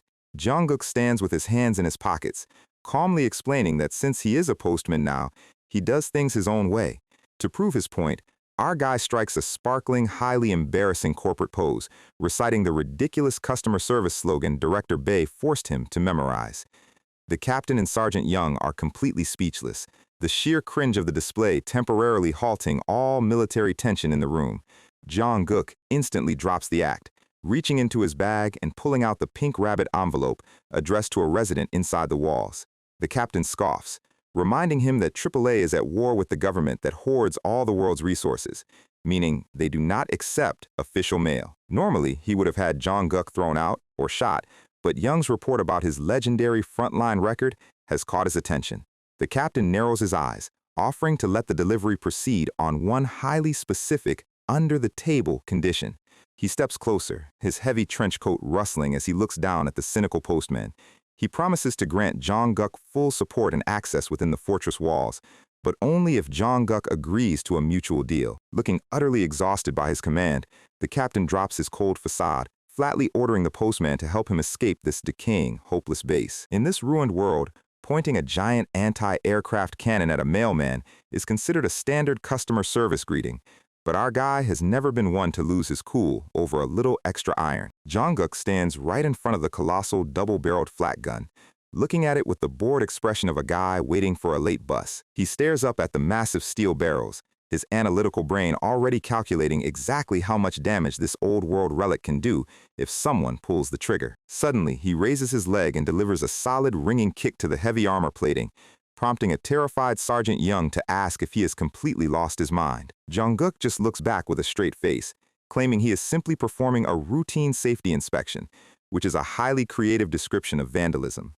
The title card drops us straight into the next phase of this ridiculously messy delivery route where things are about to get significantly more complicated.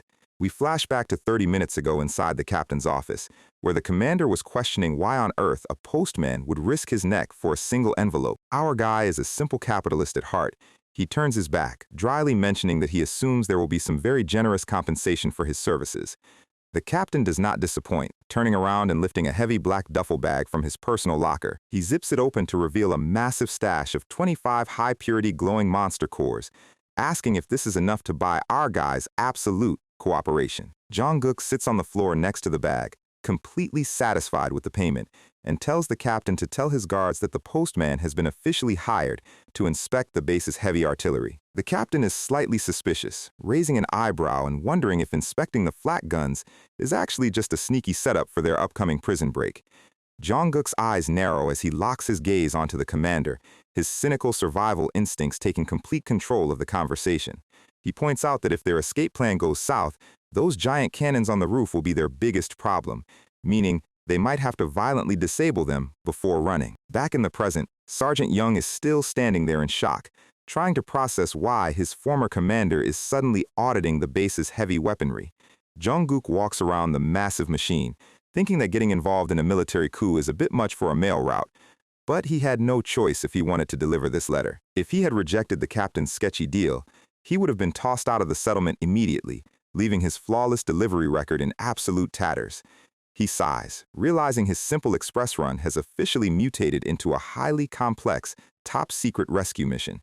Young smiles, recalling how good his old sergeant was at fixing mechanical gear during their frontline exile days, but he is still amazed that a postman can handle high-caliber artillery. Jong-guk tells him he is just looking for any obvious defects, keeping his actual supernatural cheat codes completely secret from his former subordinate. He focuses his gaze on the machine, his right eye flaring with a bright, star-like blue light as his unique hunter ability activates. His probability sight allows him to read the structural design and failure rates of any machine, transforming complex engineering into simple numbers floating in his vision. However, the system is not perfect. From a distance, the mechanical data is highly distorted and covered in static glitching. To see the numbers with absolute accuracy, he has to establish physical contact with the target, a process he calls synchronizing. He slides his hand across the cold, dark metal of the flat gun, allowing his energy to flow directly into the weapon's firing mechanism.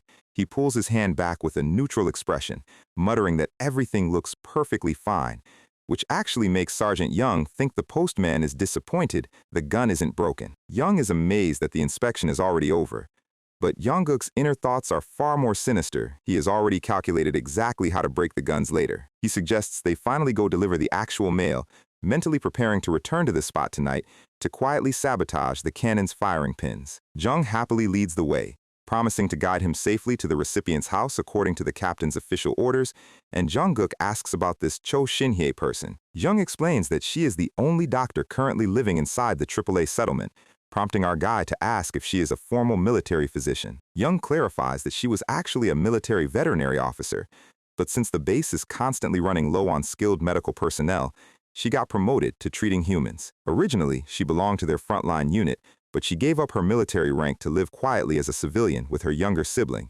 which means she won't be as uptight as the guards. However, Jung's face falls as he warns that delivering this letter will not be easy, because the older sister is incredibly suspicious of outsiders.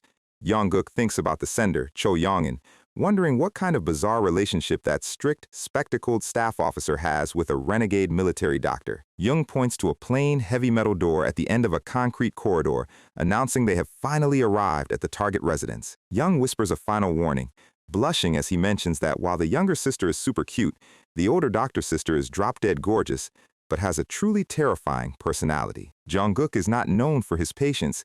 He simply raises his boot and violently kicks the door right off its latch, leaving a panicked Sergeant Young screaming in the hallway. A gorgeous blonde woman in a tight black tank top slams the door open, her eyes blazing with absolute fury as she orders them to get the hell out of her face.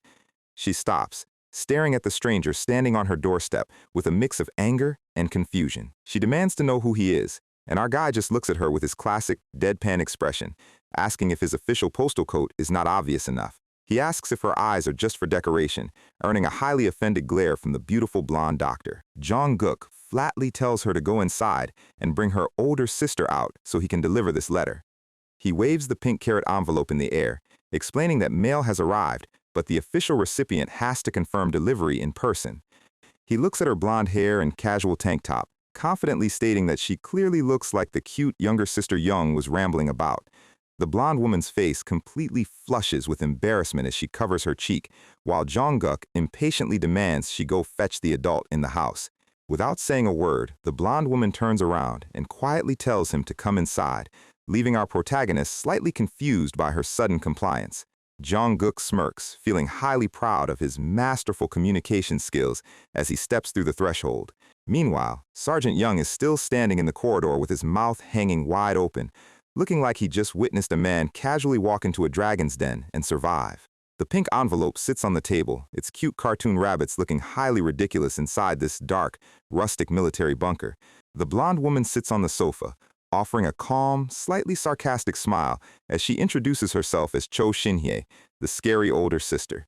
She notes that his delivery requires official proof of receipt, reaching into her pocket to offer something as confirmation. Jungkook is relieved, thinking this highly dangerous express run is turning out to be much smoother than he originally anticipated.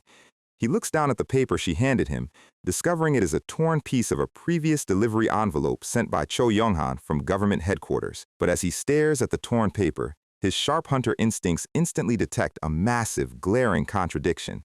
If Shin-hye possesses a piece of a previous envelope, that means she has received mail from Yongin before, yet the base guards insisted AAA never accepts external deliveries. When our guy hijacked this mission, Director Bay had warned him that no postman had ever successfully delivered a single letter to this hostile territory. He looks up, his expression turning cold as he realizes this blonde doctor is hiding some highly illegal secrets. He locks his eyes on Shin-hye, his voice dropping to a serious whisper as he prepares to call her out on her sketchy operations. He leans forward, bluntly asking if she has been secretly dealing in highly illegal, off-the-books, unauthorized deliveries. The room turns dead silent as Jungkook confronts the beautiful doctor, his eyes searching her face for any sign of panic or deceit. He asks if she has been bypassing the official government mail registry, using a rogue courier to trade messages with headquarters behind the captain's back. His gaze is sharp and uncompromising, proving he is not the kind of postman you can easily trick with a pretty face. In the Postal Service, unauthorized delivery is a massive crime, conducting official business off the books for private, personal gain. Shin-hye sighs, admitting his accusation is somewhat unexpected, as she assumed a smooth operator like him would be doing the exact same thing. Jong-guk quickly defends his professional integrity, claiming he is a perfectly normal, law-abiding mailman who always files his reports by the book. Shin-hye looks at him with a highly skeptical expression, pointing out that surviving a journey to AAA is definitely not something a normal mailman can pull off. She raises her hand, displaying a thin gold wire, and calmly explains that she has not been trading messages with anyone. She reaches back to tie her long blonde hair into a ponytail, revealing that she has never once sent a reply back to the government building. Her younger brother, Cho Yongin, has simply been sending these letters one-sidedly, desperately trying to confirm if she is still alive. She crosses her arms, stating that all she needs is the physical envelope to know her brother is safe, before calling Jong-guk her not-so-ordinary postman. The chapter title drops us right back into this web of illegal deliveries, where our guy is about to uncover a massive conspiracy. Jong-guk prepares to leave, walking out onto the concrete terrace to check the perimeter before their big escape tonight. Shin-hye leans out of the doorway, casually asking if the regular masked courier is not coming back anymore. She explains that the previous mailman always kept his face completely covered and wore highly sketchy clothing, looking more like a bandit than a public servant. Jong-guk stops in his tracks, the mention of a masked courier instantly triggering a memory of a legendary rumor he heard back at headquarters. His eyes narrow as the pieces of the puzzle finally start falling into place. He recalls hearing about a highly skilled rogue postman who always wears a creepy mask and has a suspiciously low official performance record. That means this mysterious figure has been secretly running highly lucrative, off-the-books deliveries for high-ranking government officials in absolute secret. Shin-hye wonders why anyone would wear such a terrifying mask just to deliver a letter, and Jong-guk dryly suggests the guy is probably just insecure about his face. Shin-hye smirks, teasingly asking if he does not wear a mask because he is overly confident in his own average looks, which is a low blow to our guy's ego. Jong-guk ignores the jab, pocketing his receipt and turning to leave. But Shin-hye begs a quick favor, asking him to tell her sister to hurry home if he sees her. When Jong-guk points out he has no idea what her sister looks like, Shin-hye smiles, claiming he will recognize her the absolute second he sees her. Jong-guk's face turns pale as a cold dread washes over him, finally realizing the horrifying truth behind Jong-hwe's final, blood-soaked delivery letter. He realizes the girl who blew herself up to save him was Shin-hye's sister, and the tragedy is far from over as he turns back to find the captain. Sergeant Young is waiting for him outside, looking highly impressed, and noting that this is the first time he has ever seen the cold doctor let a man inside her home. Jong-guk is in no mood for gossip, raising a hand and firmly grabbing Young's shoulder with an icy grip. He tells him to cut the nonsense, pulling him close to ask a highly serious question about the base's chain of command. He asks Young if their captain is truly someone they can trust with their lives, or if he is the type to shoot them in the back during the escape. Jong-guk returns to the captain's office, knocking on the heavy door and walking inside to finalize their getaway coordinates. The captain looks up, asking if he has finally come up with a viable escape route through the heavily guarded valley. Jong-guk nods, but his eyes instantly lock on to a massive, lumpy green canvas bag sitting quietly in the middle of the floor. He asks if the captain has already prepared his personal gear for the journey, casting a highly suspicious glance at the oversized bag. The captain defends his packing choices, claiming the bag is just filled with essential supplies like clothes, medicine, and food that he will need to start a new life outside. But Jong-guk's sharp hunter senses detect a slight twitch in the commander's voice, realizing the man is lying through his teeth. He stares at the green bag, dryly noting that those essentials look highly suspicious for a stealth escape mission. The captain insists they are absolutely critical items, but Jong-guk is already stepping closer to inspect the cargo. Jong-guk's eye flares as he reaches out, preparing to verify the contents of this highly mysterious duffel bag. He pushes his hand against the canvas, stating that in a real survival situation, you are supposed to dump any heavy baggage that slows you down. The captain panics slightly, raising his hands and arguing that a little forward thinking is necessary if they want to survive in the wilderness. Jong-guk just smirks, dryly agreeing with his theory as his hand presses firmly into the middle of the bag.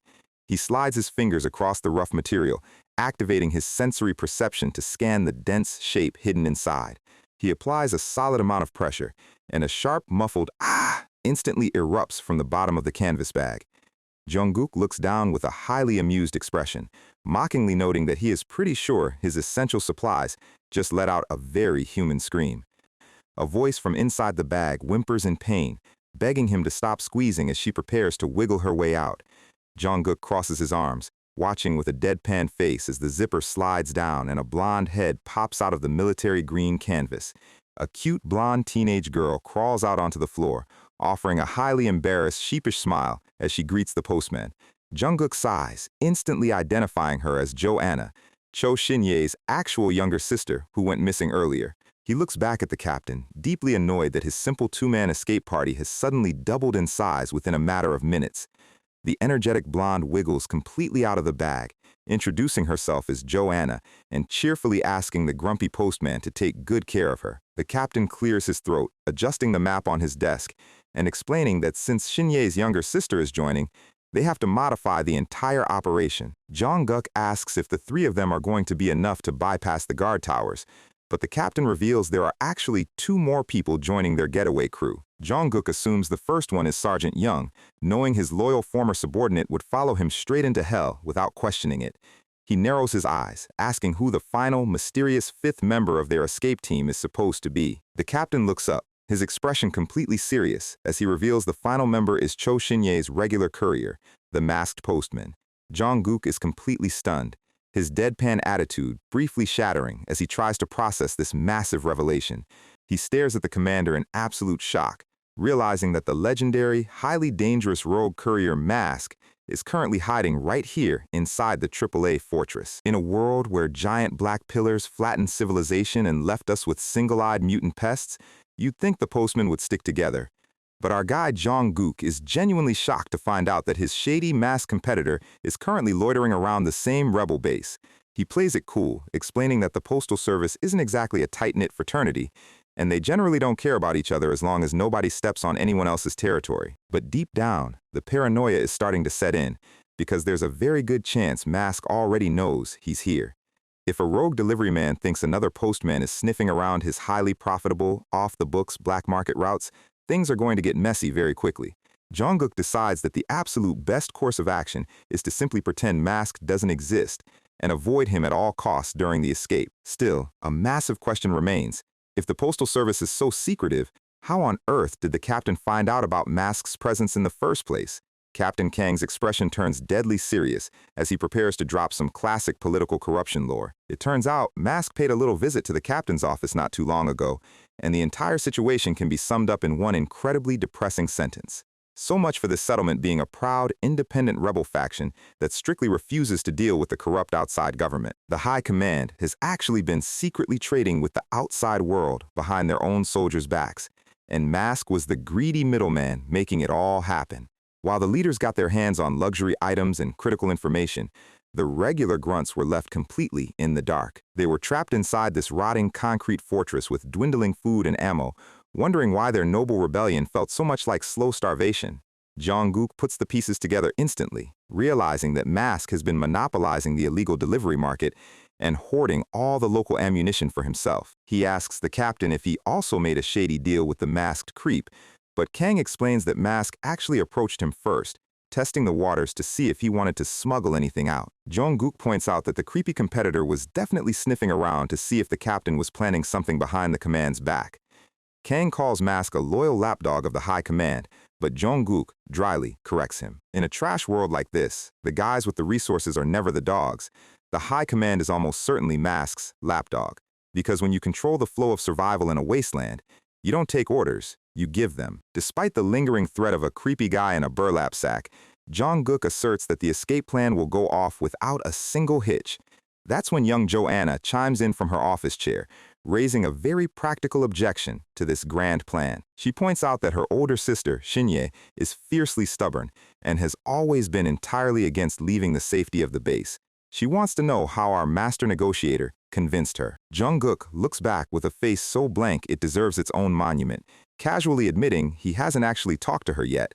Anna's jaw hits the floor as he casually adds that if Shin-ye refuses to cooperate, he's fully prepared to just kidnap her for her own good. She stares at him, completely baffled by his bizarre level of dedication.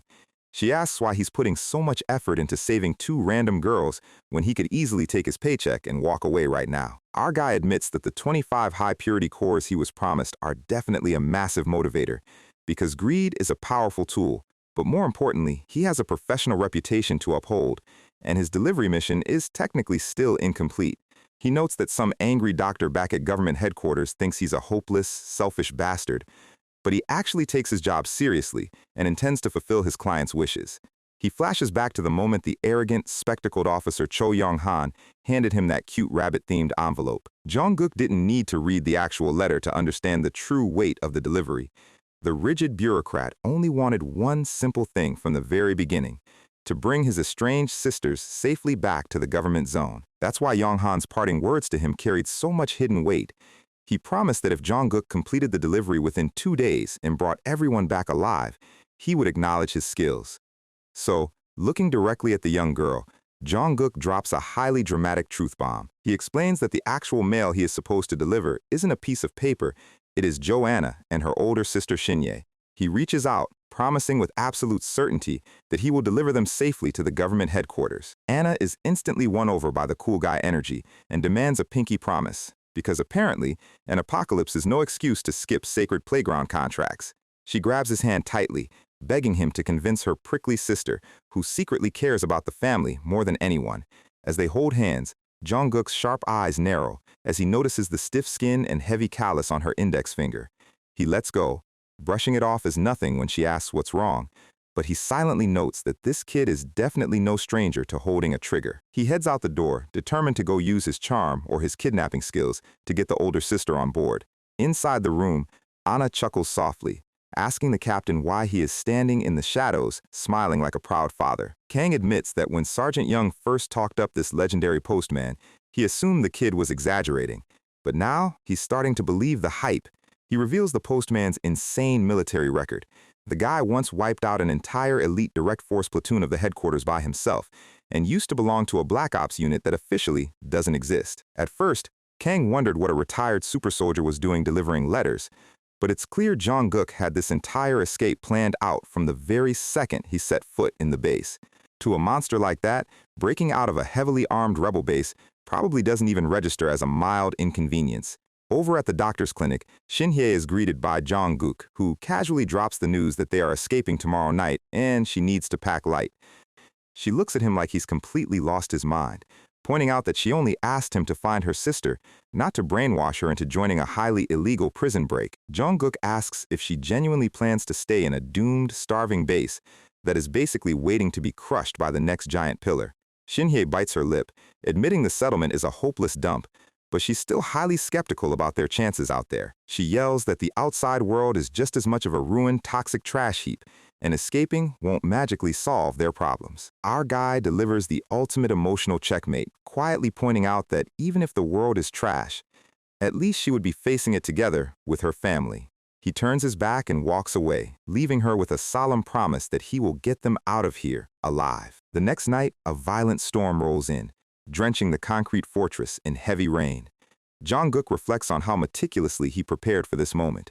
The rebel command is still completely oblivious, and the escape path should be entirely clear. He had already used his core abilities to permanently sabotage the base's massive anti-aircraft flak guns, meaning they shouldn't even be capable of firing. But then, a deafening blast rips through the heavy rain. A blinding flash of light cuts through the darkness, proving that the universe loves nothing more than ruining a perfectly good plan. The sudden explosion illuminates the silhouettes of our escaping group, running through the wet mud. Jong-guk screams at the team to scatter as a brutal strike lands nearby, tearing someone's arm clean off in a horrific display of violence. With fresh blood splattered across his face, our guy looks up in absolute shock as a red laser targeting sight locks onto his eye. High up on the communications tower, silhouetted against the dark, stormy sky, stands a lone figure watching the chaos unfold. It is none other than Mask himself, standing triumphantly in the pouring rain with a clenched fist. Glaring down through the single eye hole of his creepy burlap sack, the rogue postman makes it very clear that he does not tolerate competitors on his turf. Let's rewind the clock by 1 day to see exactly how this elaborate escape plan was put together. We find Captain Kang walking down the quiet corridors of the command sector. He knocks and enters the main office, keeping up his perfect facade of a loyal subordinate with a report for the leader.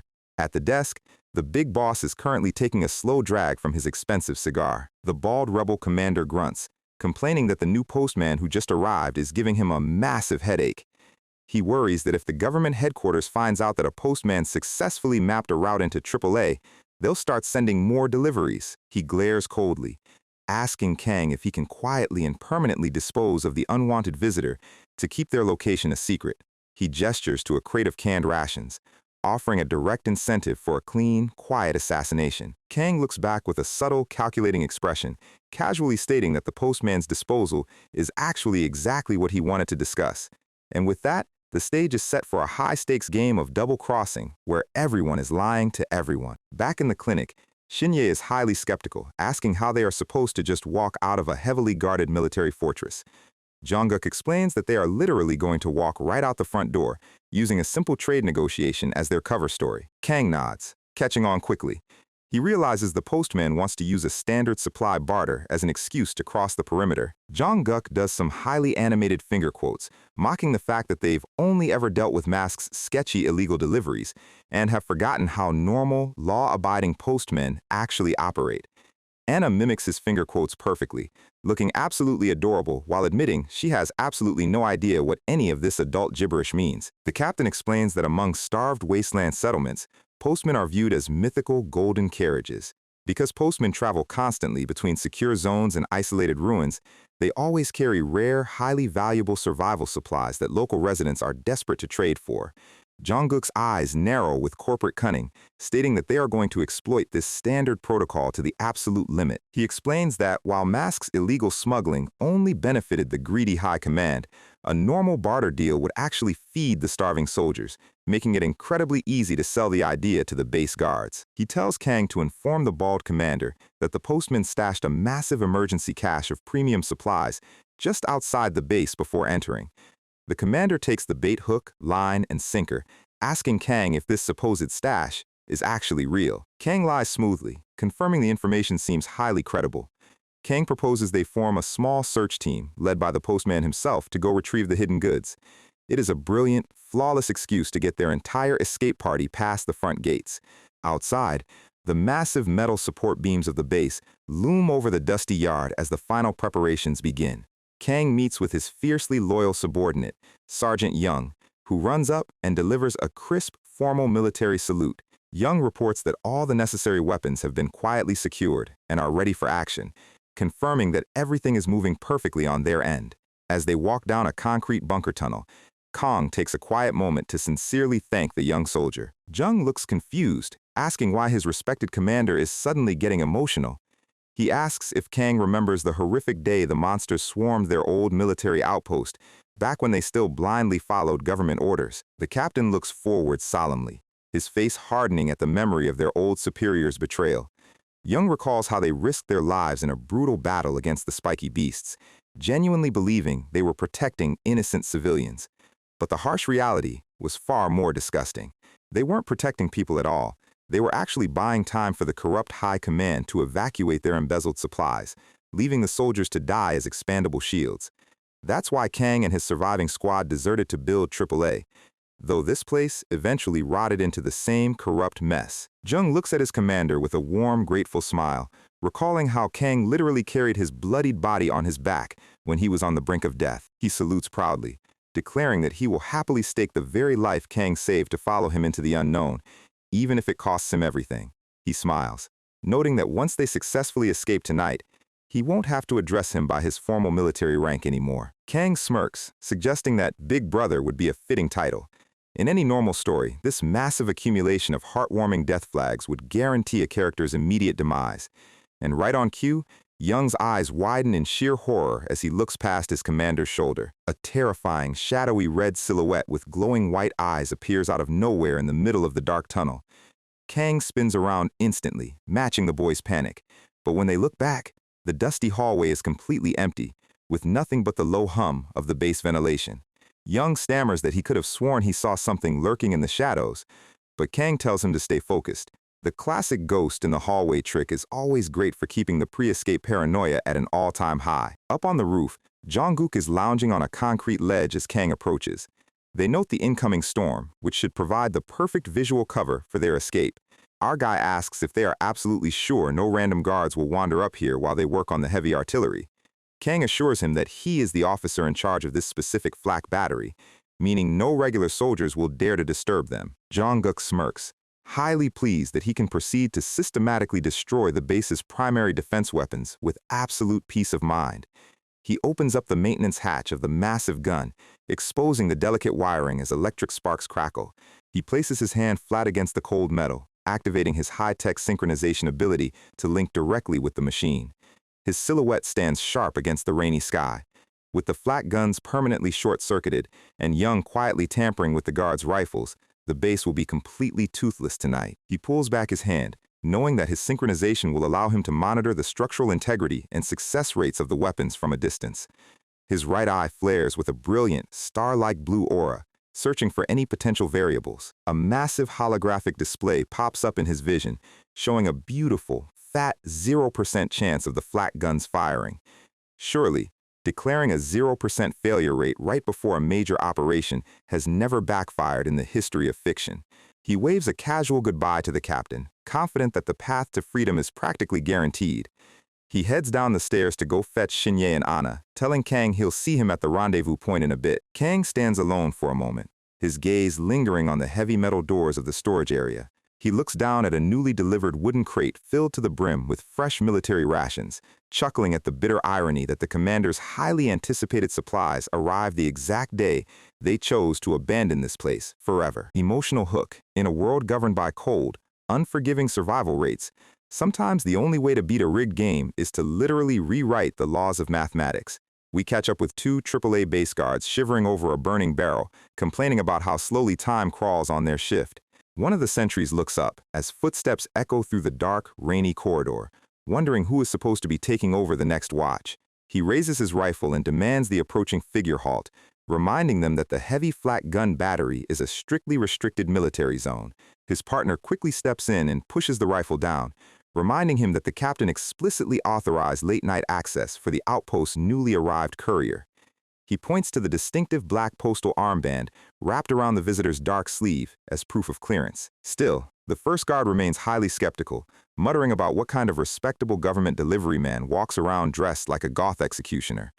He shivers as the dark figure passes, complaining about the incredibly creepy burlap sack mask, completely unaware that this is Mask, the premier black market smuggler of the wasteland. Meanwhile, back in the planning room, Captain Kang drops a heavy plastic bag onto the table, presenting Jong-guk with the 25 high-purity cores they negotiated for the escape. Kang raises an eyebrow, dryly noting that since he didn't bring up the payment himself, our guy surprisingly never bothered to ask for it. Jong-guk stares at the loot with his usual blank, unbothered face, explaining that he was simply planning to collect his hard-earned paycheck after they successfully made it past the gates. Kang smirks, calling him out on his blatant laziness and suggesting he didn't want to carry the heavy bag of loot during their preparation. Jong-guk just sighs, asking why he bothers asking questions he already knows the answers to. Our guy happily scoops up the bag of cores anyway, jokingly asking if he can get a refund if the escape fails, to which Kang replies he'll gladly return the other half if they both somehow survive. As Jong-guk stuffs the loot away, Kang notices a single, extraordinarily pure pearlescent core sitting inside his messenger bag, but our guy quickly brushes it off as a very long story. Just then, young Joanna runs into the room, waving her hands in absolute despair and complaining about why she is the only one forced to wear a giant, terrifying gas mask. Shinye stands behind her looking sleek and intimidating in her black leather jacket, flatly explaining that since Anna is a civilian, she would stand out like a sore thumb without a proper military disguise. Sergeant Young steps up to ease her mind, explaining that the official patrol report claims the postman is heading out to recover hidden medical supplies, requiring Shinhye's presence to inspect them on site. He smiles, reassuring them that they've accounted for every single person in their official clearance paperwork.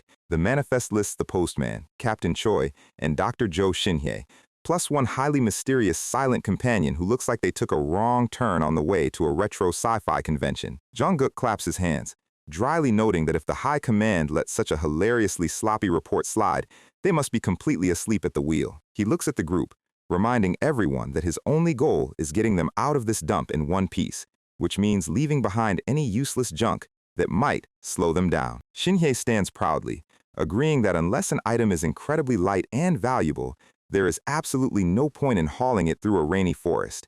Kang nods, suggesting they locate some quick-use disposable gear like smoke grenades from their storage lockers.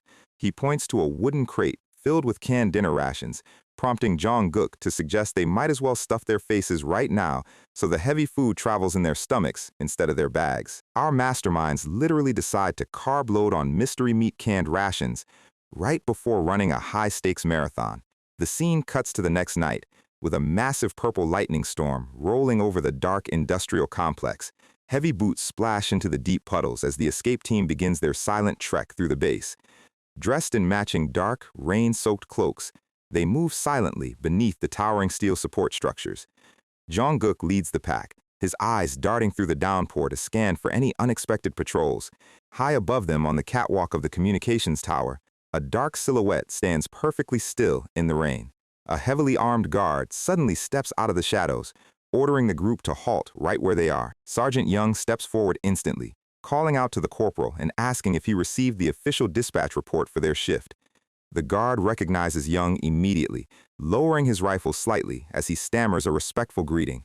Young explains that they are heading past the perimeter to retrieve the Postman's emergency supply cache, playing the part of a strict officer perfectly. Beneath her hood, Shinye whispers to Jong-guk, asking if their cover story is actually going to work. The guard steps back to confirm the details over his radio, the static crackling loudly against the sound of the pouring rain. Jong-guk assures her that since he already synchronized with all the base's security systems, they have absolutely everything under control. He tells her that the second they step outside the main gate, they are going to make a mad dash straight for the dense forest. With a heavy, grinding groan, the massive armored blast doors slowly begin to slide open, revealing the dark wasteland beyond. Jong-guk whispers for everyone to keep quiet as they prepare to cross the threshold. The 5 cloaked figures step out into the open terrain, the heavy rain hammering down on their hoods as they leave the concrete walls behind. Anna looks through her fogged-up gas mask, asking in a trembling voice if they actually managed to pull it off. Jong-guk keeps his eyes locked forward, warning her that they are far from safe. He reminds the group that they need to keep moving until they are completely shrouded by the thick tree line.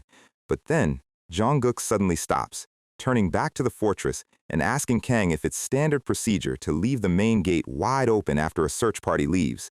Kang's expression immediately turns pale as he realizes that an open gate means only one thing. The High Command is preparing to deploy a pursuit squad. Jong-guk doesn't panic, calmly telling the group to keep their eyes forward and focus entirely on the sound of his voice. Kang grits his teeth, wondering how the hell the administration caught on to their plan so quickly. Under her hood, Shinye asks what is happening, and Jong-guk calmly explains that the guards have definitely realized they are fleeing. He tells them to stay perfectly calm, instructing everyone to prepare their smoke grenades and sprint for the trees on his mark.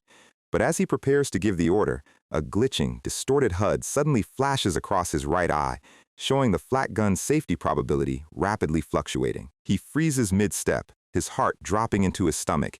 He slowly turns his head back toward the tower, his eyes wide with sudden disbelief. The numbers in his vision continue to warp, shattering the perfect 0% chance of failure he had worked so hard to secure.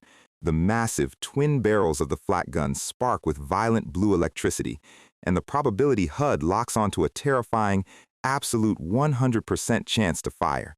Cold sweat drops down Jong-guk's face as his mind races to figure out how his sabotage was bypassed. He realizes with absolute horror that the heavy artillery is in perfect firing condition, and they are standing right in its line of fire. He screams at the top of his lungs for everyone to scatter, but before they can even process his voice, a deafening explosion rips through the mud, sending Captain Kang flying as he coughs up blood. Jong-guk slams hard into the wet ground, blood running down his chin as the shockwave of the blast rattles his entire body. He looks up through his blurred vision as a familiar, razor-sharp red targeting laser locks right onto his face. A heavy black boot steps onto the edge of the guard catwalk. Mask stands tall on the railing, raising his hand to order another devastating strike as Jong-guk struggles to sit up. Our guy tries to scramble away, but his eyes widen as he realizes his legs are completely paralyzed from the blast. He looks down in absolute panic, his body refusing to respond as the heavy mud pulls him down. High above, the bright red targeting lasers cut through the heavy downpour, locking on to the helpless escape party. Sergeant Young desperately tries to drag the wounded captain to safety through the explosive chaos. Jong-guk screams at his body to move, his right eye flaring with desperate blue light. The massive barrels of the flat gun slowly rotate, aligning perfectly with his chest. A bright, flashing red HUD blinks directly in his vision, displaying a staggering 99.9% chance of immediate death. He stares down the barrel of the gun, wondering if this pathetic muddy field is actually where his journey ends. In his final moments, a memory of the eccentric face-reading postman flashes through his mind. The old man had warned him that keeping a rare core as insurance is a great idea, but actually absorbing it when death is staring you in the face is almost impossible. But with no other options left, Jungkook's hand instinctively plunges into his messenger bag, wrapping his fingers around the glowing sphere. He pulls out Gyeonghui's pure ability core, a wild, blood-soaked grin spreading across his face as the sphere crackles with blinding white lightning. He is about to gamble his life on a 1% survival rate. Up on the catwalk, the guards frantically report over their radios that the search party has officially been designated as hostile rebels.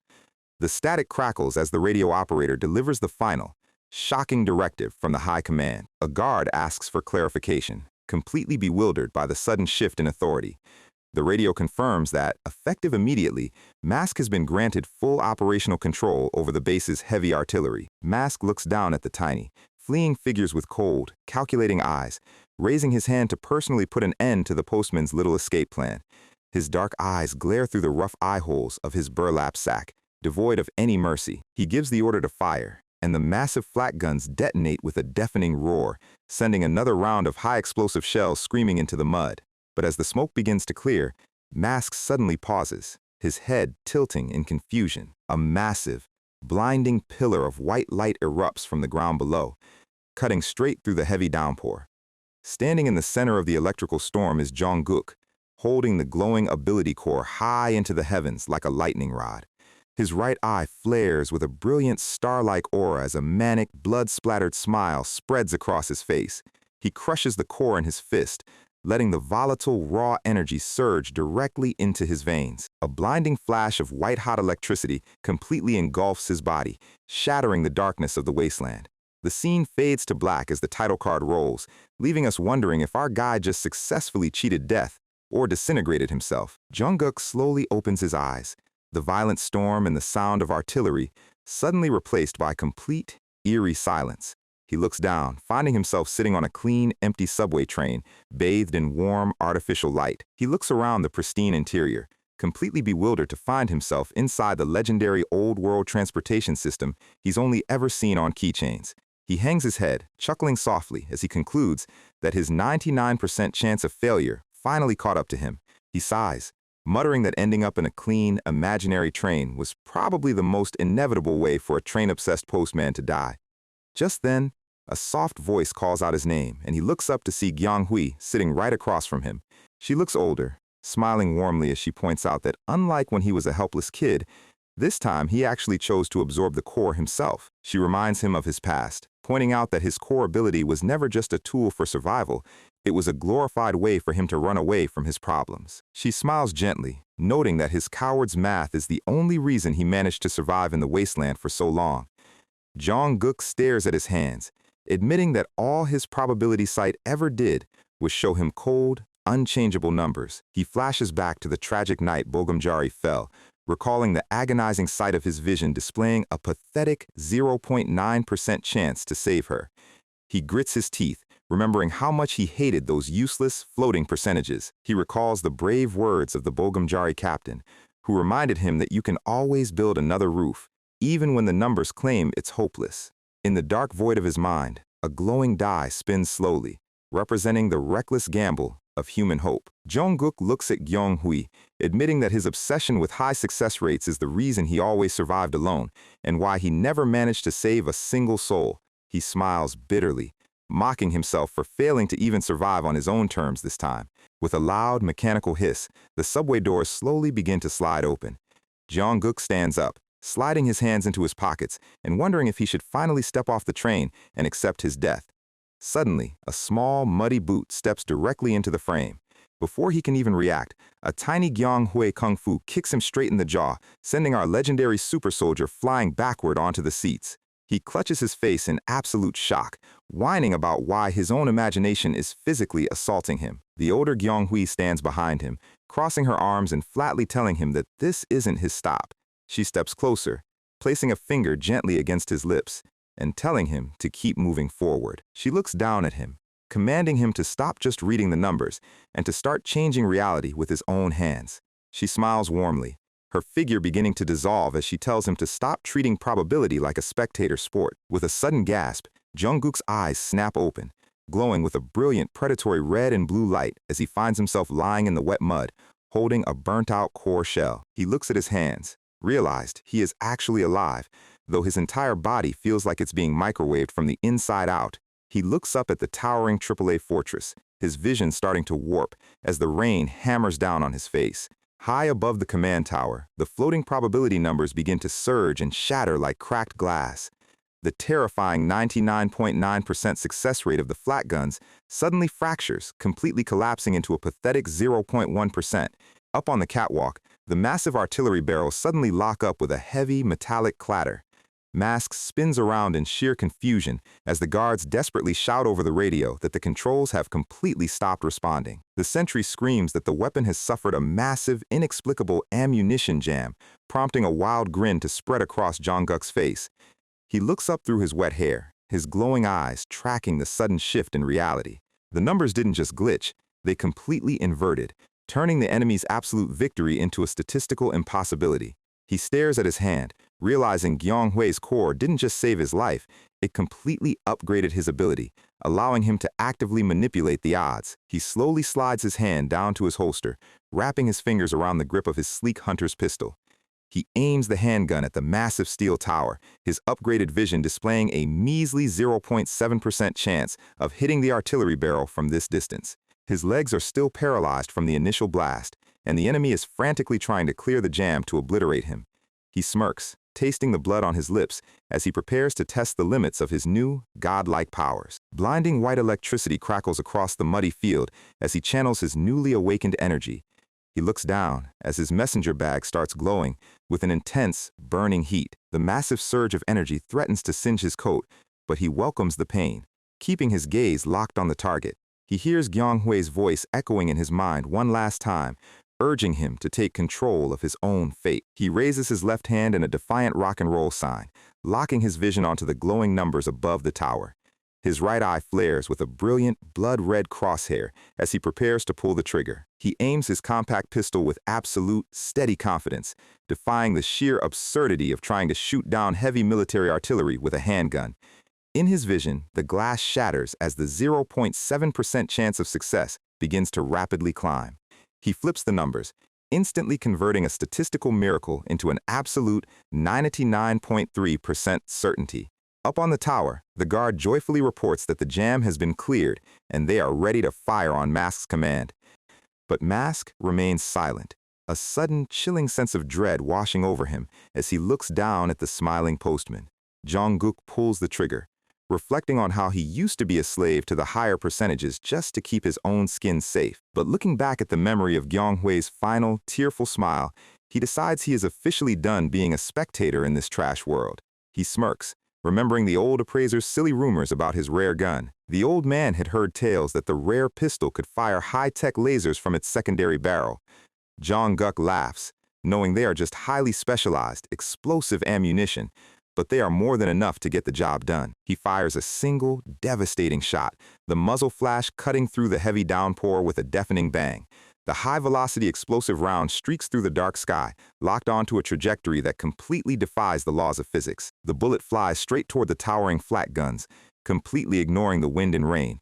It hits the primary ammunition feed of the right barrel with pinpoint accuracy, the friction instantly igniting the heavy propellant within. A massive, fiery explosion completely obliterates the top of the tower, turning the base's pride and joy into a shower of burning metal scrap, while our guy stands calmly below, his gun still smoking in the pouring rain. Emotional hook. Leaving a highly toxic, mutant-infested military base is already a nightmare, but escaping with your life means carrying the heavy, agonizing burden of those who didn't make it. Our group dashes through the dark, quiet forest under the cover of the night, desperately putting some distance between themselves and the smoking ruins of AAA. Jungkook looks back over his shoulder, his face still splattered with dried blood as he monitors the shadows for any signs of an enemy pursuit team. The towering communications deck of the fortress looms, silhouetted against a cold, bright full moon, standing as a quiet monument to their chaotic breakout.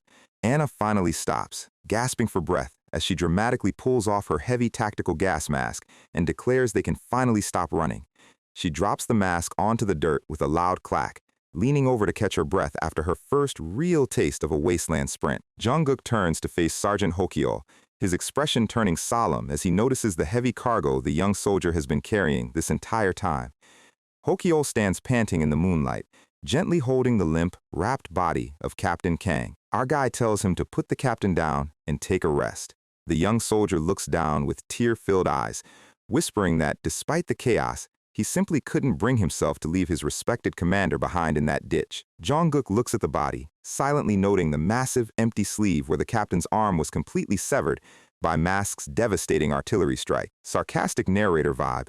For reasons completely unknown, the base didn't send a single soldier to chase them, but despite successfully escaping, nobody in our little group feels like celebrating. A rusty shovel bites into the hard, cold earth with a wet thud as they begin the grim task of digging a grave. Hokyeo scoops away the dirt, quietly muttering that it has been a very long time since he last buried a comrade beside his old instructor. He stares at the wrapped shape of Captain Kang resting in the shallow grave, the cold reality of the apocalypse settling over them. Jungkook looks at him, noting that the young soldier has gotten surprisingly calm and professional about facing death.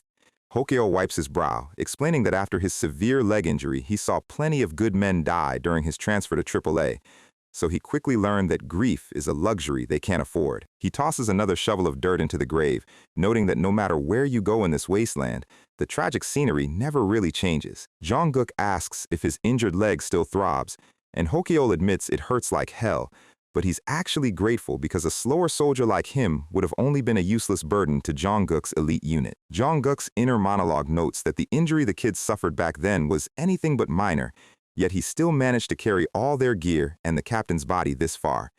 He watches the young soldier, realizing that by ordinary human standards, Hochio's stamina and endurance are absolutely ridiculous. He's the classic military type who might not be a flashy, brilliant genius, but is physically incapable of collapsing when things get tough. He watches Hochio stand tall, his respect for the kid growing. Jungkook looks down at the freshly covered grave, casually asking the kid if he has ever considered retiring from the army to become a postman. Shinhye's voice cuts through the quiet woods, dryly questioning if a literal military deserter like Hochio can actually get a job delivering the mail. Hochio salutes out of habit, but Shinhye sighs, telling him they are officially out of the base now, so he can drop the formal titles and just address her comfortably. Jungkook explains that, while postmen are treated like absolute garbage at government headquarters, it's one of the few organizations that doesn't care about your criminal record as long as you can run. He then asks where Anna is. Shinhye looks back into the dark woods, explaining that her sister wanted to be alone for a bit because her mental state is completely fragile after the escape. Our guy notes that it's only natural for a normal teenager to break down after a high-caliber artillery shell lands next to her face. Shinhye insists Anna is incredibly strong, but she's currently drowning in guilt. Shinhye explains that Anna genuinely believes Captain Kang died because of her. Hokyeo immediately protests, yelling that it wasn't her fault, and the captain died because of AAA's corrupt officers. Shinhye clarifies that while the captain didn't have any special feelings for Anna, his entire motivation for risking this dangerous escape was to get the young girl out of the base, which is why Anna feels so incredibly guilty. Jungkook listens quietly, his dark eyes narrowing, as he processes the complex web of family guilt. Shinhye sighs, declaring that the burden of that guilt belongs to her as the older sister, but she is still deeply grateful to Jungkook for getting them out alive. She looks at him with a soft, sincere expression, acknowledging his incredible effort. Hokyeo cheers up instantly, excitedly recalling the moment our guy single-handedly sniped a massive anti-aircraft flak gun with a compact pistol. He asks how the hell he managed to pull off such a statistical miracle, but Jungkook just sweats, nervously lying that he got incredibly lucky. His inner thoughts reveal the truth. In that desperate moment, his hunter core activated, allowing his ability to evolve and grant him the terrifying power to actively flip probabilities. He always assumed the rumors about core abilities evolving were complete urban myths, but now he has the reality-bending proof in his own eye. Still, he knows that calling his survival pure luck is a massive understatement, and he's starting to suspect he wasn't the only one pulling miracles out of his sleeve during the blast. He looks over at Shinhye, recalling that during the captain's final moments, both sisters were standing directly next to him. By all mathematical accounts, The entire trio should have been instantly vaporized by that flak shell, yet the two sisters walked away without a single scratch. He stares at them, his eyes glowing as a wild theory forms in his mind. Could one of these supposedly helpless sisters possess a hidden, high-tier core ability too? But he knows he can't just walk up and ask them, because in this world, revealing your unique ability is like showing your hand in a high-stakes poker game. Core abilities are the ultimate trump cards, so you never discuss them lightly. Jungkook breaks the silence, telling the team they need to reach headquarters before their 3-day window closes. He volunteers to go retrieve Anna from the woods, but Hocheol immediately jumps up, eager to tag along like a loyal puppy. As Jungkook picks up his messenger bag, his hand suddenly freezes in shock as he feels the weight of the contents inside. His eyes widen as he recalls a highly critical detail from the heat of the battle. The very moment he flipped the probability of the flat guns, his messenger bag had suddenly turned scorching hot, almost burning through his coat. He crouches down, his hand trembling as he frantically searches through the bag's pockets. He pulls back, realizing with a grim sigh that there truly is no such thing as a free lunch in this apocalypse. Meanwhile, back inside the AAA fortress, Mask is currently speaking over his radio to Colonel Kang, commanding him to call off the search party immediately. The colonel is confused, pointing out that the rebel commander wanted them dead, but Mask explains that he strongly suspects there is a highly dangerous ability user hidden among the escapees. He looks up at the burning, destroyed ruins of the flak battery, warning that sending regular grunts after an unknown mutant is just a great way to rack up body bags. He admits the Postman is far more formidable than the rumors suggested. His dark eyes glare through the rough eye holes of his burlap sack, his survival instincts telling him to play this very cautiously. More importantly, he recalls the trajectory of the blast, realizing that the Postman definitely had some invisible help to survive that direct hit. Flashing back to Anna in her gas mask, raising her hand to project a hidden energy shield. Back in the forest, Jungkook peers inside his bag, counting the remaining cores. The 25 high-purity cores Captain Kang gave him were the source of that intense, scorching heat. He pulls one out, his face turning pale as he realizes that 12 of his precious, highly valuable cores have completely burned out. He rolls the dead, pitch-black sphere in his palm, feeling the complete absence of any energy or warmth. The screen fades to black as the title card rolls, introducing the mysterious youngest sister, Joanna. Jungkook watches the silhouettes of his companions, concluding that his new ability to actively manipulate probability is fueled entirely by consuming raw core energy. The major problem is that a single use of this power instantly burns through 6 high-grade cores, which is an absurdly expensive way to win a fight. Getting your hands on 6 cores in this wasteland is practically a full-time job. He narrows his eyes, realizing there are probably a lot of hidden limitations and physical side effects to this upgraded power that he has yet to discover. He decides that the absolute first thing he needs to do once they reach government headquarters is to visit Dr. Myung for a thorough checkup. He chuckles, imagining her calling him an idiot on an empty stomach. He wonders if that beautiful, red-eyed chain smoker still has any of her rare premium cigarettes left to trade. Suddenly, a soft thud rouses him from his thoughts as a small head bumps directly into his shoulder from behind. Anna pulls back, clutching her head and apologizing profusely for her clumsy navigation. Jungkook looks down at her, raised an eyebrow in mild amusement. Shinye walks up, casually explaining that the sky has gotten darker, and since Anna has absolutely terrible night vision, she's basically blind out here. She suggests Jungkook hold her sister's hand to guide her. Anna looks up with a slight blush, her amber eyes looking surprisingly innocent in the dark woods. Jungkook stares at her, his internal monologue noting that out of everyone in this group, Joanna is the only one he still can't quite read. He reflects on his companions. Hocheol is a simple, loyal soldier he's known for years, and Shinye, despite her incredibly sharp tongue, is relatively easy to predict. But Anna is a complete mystery. On the surface, she seems like the most fragile civilian with 0 survival skills, currently mourning the captain's death and easily startled. A quiet tear slips down her cheek as she walks in silence, looking incredibly vulnerable. That is exactly why Jungkook has had her stick close directly behind his back the entire night. He reaches out his hand to her.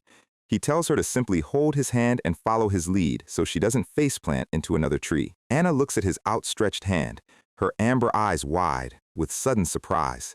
But before she can grab it, both Shinye and Hocheol let out a dramatic gasp of horror, yelling that holding hands is way too forward for a simple courier. Jungkook just sighs, wondering why the kid is getting defensive on Shinye's behalf. He rolls his eyes, pulling a black tactical leather glove over his bare fingers and suggesting this is a much more professional compromise. Anna looks at the gloved hand, her expression turning slightly playful. She smiles warmly, pointing out that it's just a simple handhold and there's absolutely nothing to worry about. She reaches out, gently wrapping her fingers around his gloved hand while her overprotective sister watches from the background. She giggles, whispering that they've already held hands back in the captain's office anyway, which immediately causes Shinhye to let out a vein-popping scream of pure rage. Shinhye demands to know exactly what the postman did to her innocent little sister, while Hochio cries that our guy has officially gone way too far. After walking for another hour, they locate a ruined concrete building under the bright full moon, and Jungkook decides they'll set up camp here for the night. He tells the team to get some sleep while he takes the first 6-hour watch, thanking Hochio for his hard work. Shinhye volunteers to go do a quick patrol of the perimeter. Jungkook looks at her, telling her to stay close and not wander too far into the dark. Hochio jumps up instantly, his protective instincts flaring as he insists it's too dangerous and demands to accompany her. Shinhye blushes furiously, screaming that she's actually just trying to go use the bathroom in private and doesn't need an armed escort. She stomps away with a loud thud, leaving Hochio standing completely frozen in absolute red-faced embarrassment. The young soldier slumps into a ball of pure self-pity in the corner, muttering a quiet plea for her safety, while Jungkook just watches with a pitying sigh. The scene cuts to the quiet rooftop of the concrete ruin where a lone figure is sitting near the edge. Jungkook walks up, asking Anna why she is awake instead of getting some much-needed sleep. She looks up, her expression quiet, as she admits she simply couldn't close her eyes. Our guy pulls some of their stashed rations from his bag, asking if she wants something to eat, and her eyes light up as she eagerly accepts. He watches her happily munching on the snack, dryly noting that he expected her to be too grief-stricken to touch food, but she actually has a fantastic appetite. But as she eats, his eyes narrow as he notices a subtle rhythmic habit with her fingers. She is constantly rubbing her thumb against her index finger. He looks at her, casually asking if she has undergone extensive training in projection throwing. He explains that he's seen professional knife throwers before, and they all share that exact same habit of unconsciously rubbing their fingers together. He recalls the brief moment he held her hand back at the base, remembering that the heavy, thick callus on her palm was in a very specific, unusual spot. It was the perfect, undeniable mark of someone who has run thousands of repetitive knife-throwing drills. Anna looks at him, completely stunned that he figured all of this out from a simple handshake. Our guy smiles, asking if she still has her throwing knives hidden on her person, and Anna notes that they are probably way too small to hit a real target. Jungkook casually tosses a small wooden button into the air, challenging her to show him what she can do. Anna's eyes instantly lock onto the flying target, her pupils dilating as her gentle, fragile demeanor completely evaporates. She spins around, her movements fluid and blindingly fast. She drops her heavy gray cloak to the ground, revealing her incredibly athletic, fit build and a tactical holster strapped to her thigh. In a split second, she draws a sleek throwing knife, her hand a complete blur as she hurls it forward. The knife flies through the dark sky, pinning the tiny wooden block perfectly to a distant post with a sharp thud. Jungkook's jaw drops slightly, his internal monologue admitting that he is genuinely thoroughly impressed. He had assumed she was the most fragile and unreliable member of their escape party, but her gentle, meek expression has completely vanished. Looking at her sharp, predatory glare, our guy finally realizes that in a ruined, toxic trash world like this, nobody manages to survive this long by being truly helpless. Emotional hook. In a ruined world where trust is scarcer than clean water, sometimes your worst enemy is the only one who truly understands your next move. The cold moonlight bathes the crumbling concrete skeletons of the old city as our group tries to survive another tense night in the wild. Jungkook looks out from the roof edge, quietly telling Anna that they should head back inside before the forest chill completely freezes them. He watches her step down, noting that despite her tough girl act with the throwing knives, she still looks incredibly weighed down by everything they've lost.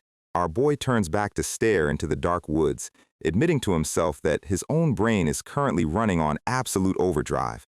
He has so many chaotic variables to calculate that his head is practically begging for a massive, painful migraine. But when he forces himself to look back at the absolute madness of their escape, one specific detail keeps bothering him. He remembers the split second the enemy artillery fired, recalling how his legs felt completely frozen to the mud like lead. and he is almost certain that weird, heavy paralysis was caused by the creepy guy in the burlap sack. He vows that the second he makes it back to government headquarters, he is going to dig up every single piece of classified data on Mask. He wonders if that creepy competitor is still loitering around the AAA base, or if he's already packed up his illegal goods and moved on. Sarcastic narrator vibe, ask and you shall receive, because back at the base, a heavy black boot splashes right into a dark puddle. Mask is indeed still strolling through the concrete corridors of the fortress, looking like a budget horror movie villain who took a wrong turn on his way to set. The title card drops as he heads straight toward the commander's office, showing us that when a guy dressed like this visits your base, things are about to get incredibly violent. Inside the office, the bald commander, Kim Seong-sok, is pacing furiously behind his blinds, complaining about how their entire military operation has turned into a massive joke. He whines that his highly detailed defense arguments made total sense, completely ignoring the fact that his base just lost its entire heavy artillery battery. He loses his temper, screaming about the loss of their primary base doctor, Shinhye, and calling his entire pursuit team a bunch of useless, incompetent idiots. Mask stands quietly in the corner, flatly admitting that he was the one who personally called off the search order to stop his grunts from chasing the escapees. He explains that sending regular soldiers after that specific postman would have been an absolute waste of ammo and human shields. The commander spins around, demanding to know what makes a simple mailman so terrifyingly special. Mask steps closer, whispering that the postman's skills are light years beyond any simple, over-exaggerated rumor. He recalls catching a brief glimpse of the weapon, confirming it was a specialized, high-tech hunter's sidearm. He notes that the postman controlled an absurd number of physical variables to land a pinpoint impossible shot on the flat gun barrel. The commander scoffs, sitting back in his chair and muttering that stopping heavy military artillery with a pistol is a complete statistical impossibility. Mask stares back through his dark eye holes, warning that even if it was pure luck, that actually makes the postman significantly more dangerous. Because in a trash world like this, you can never beat an opponent when the universe itself is actively rigging the dice in their favor. The bald commander just sneers, claiming his first priority is to execute the soldiers responsible for this mess before returning to their normal routine. He reaches down to pick up his expensive cigar, looking entirely too comfortable for a guy whose base is actively falling apart. Mask asks what he means by routine, and the commander smiles, saying they'll simply go back to their comfortable peacetime. Mask's tone turns dangerously cold as he questions the concept of peacetime, prompting the commander to snap and tell him to watch his attitude. He clenches his fist, reminding the boss that their entire faction is supposed to be in an active, high-stakes wartime standoff with the government. The commander laughs it off, claiming that to elite officers like them, peacetime and wartime are basically the exact same thing as long as they get paid. Mask steps forward, deadpan whisper, "So you're saying you're just a massive coward hiding behind a desk?" The commander's face turns bright red with fury as Mask calls him a frightened little brat who is too terrified to actually fight. The bald officer slams his hands on the desk, rising to his feet to defend his fragile ego. He screams that Mask has completely forgotten his place as a pathetic, low-class errand boy who relies entirely on the military's favor. Mask stands over him, his towering shadow completely swallowing the screaming commander. He gestures to the wooden crates of luxury food and alcohol, asking who the hell kept this lazy officer fed while his regular grunts were literally chewing on dirt to survive. He mocks the commander's grand plans, pointing out that the coward never had any actual intention of marching on the capital anyway. He whispers that he has given this corrupt little circus way more than enough time to get their act together. The commander panics, trying to call Major Song over his radio, but Mask instantly grabs him by the neck, choking out his final desperate breath. The dying man wheezes, screaming for the guard to drag this crazy smuggler out of his office. Mask doesn't hesitate, casually drawing a sleek black pistol and pressing the cold steel directly against the commander's temple. A loud bang echoes through the office as a splash of dark blood patterns the window blinds, putting a permanent end to the commander's peacetime. Two heavily armed guards instantly kick the door open, running into the room with their weapons raised. They freeze in their tracks, their eyes wide with horror as they find their supreme leader lying in a pool of fresh blood. A young guard aims his pistol at Mask, his hands shaking violently as he tries to process the sudden military coup. But before he can squeeze the trigger, a clean, precise shot from behind drops him instantly to the concrete floor. The second guard screams in terror as another bullet ends his rebellion, showing us that executing your allies is apparently the default conflict resolution method in this base. Mask picks up the radio, calmly asking Colonel Kang for a status update on the troops outside. The static crackles as the colonel reports that everyone is standing by, prompting Mask to order the immediate execution of the remaining loyalists. Kang asks what their next destination is, and Mask explains they are abandoning this useless outpost and heading straight down south. He notes that the dead commander made one fatal mistake. He actually believed those rusty anti-aircraft flat guns could protect him from reality. In truth, those giant steel guns were nothing but a heavy metal fence that kept them from taking a single step forward. He commands the colonel to draw up a path to Busan, completely turning their backs on the ruined capital of Seoul. Kang asks if they should pursue the escaped postman, but Mask dismisses it, claiming it's best not to get tangled with a guy who has the universe on his side. Still, a creepy, wide grin spreads beneath his burlap sack as he chuckles, knowing their paths are bound to cross sooner or later anyway. Back in the forest, a bright flash of morning light cuts through the thick trees, and Shin-hye whispers that someone must be talking about him. Jong-guk looks back, deadpan. No, that's just a stray branch pulling your long blonde hair.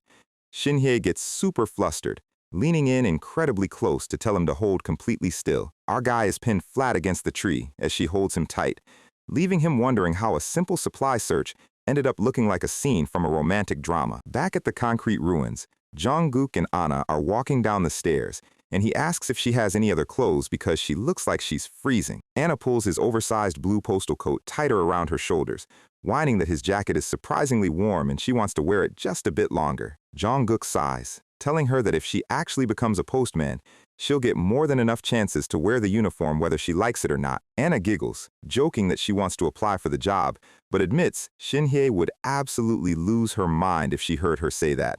Our guy asks if her sister has always been this incredibly overprotective of her. Anna looks up, explaining that she did a lot of incredibly reckless and dangerous things when they were younger, which is why her sister gets so sensitive. They reach the bottom floor and find Sergeant Hokyo standing guard. Jong-guk asks why the young soldier isn't asleep yet. Hokyo looks up in surprise, his tired eyes scanning the dark hallway. He asks if Shin-hye has returned from her patrol yet, and Jong-guk's expression immediately hardens. Hokyo stammers, admitting he assumed she was still up on the roof with the postman this entire time. Jong-guk looks at her abandoned medical pack, realized she's been gone way too long, and deciding to head out to search for her. The title card drops as his eyes narrow with sudden intensity. The quiet peace of their campsite instantly replaced by high-stakes survival mode. He steps out into the moonlit forest, wondering why on earth a professional doctor would walk this deep into a dangerous forest alone. He stops, looking down at the wet mud and spotting a clear set of footprints. He kneels, touching the edge of the boot mark to confirm the trail is incredibly fresh. But as he inspects the tread pattern, his right eye flares with sudden realization. He realizes with a chill that these are definitely not Shin-hye's boots, and they are far too heavy to belong to a human.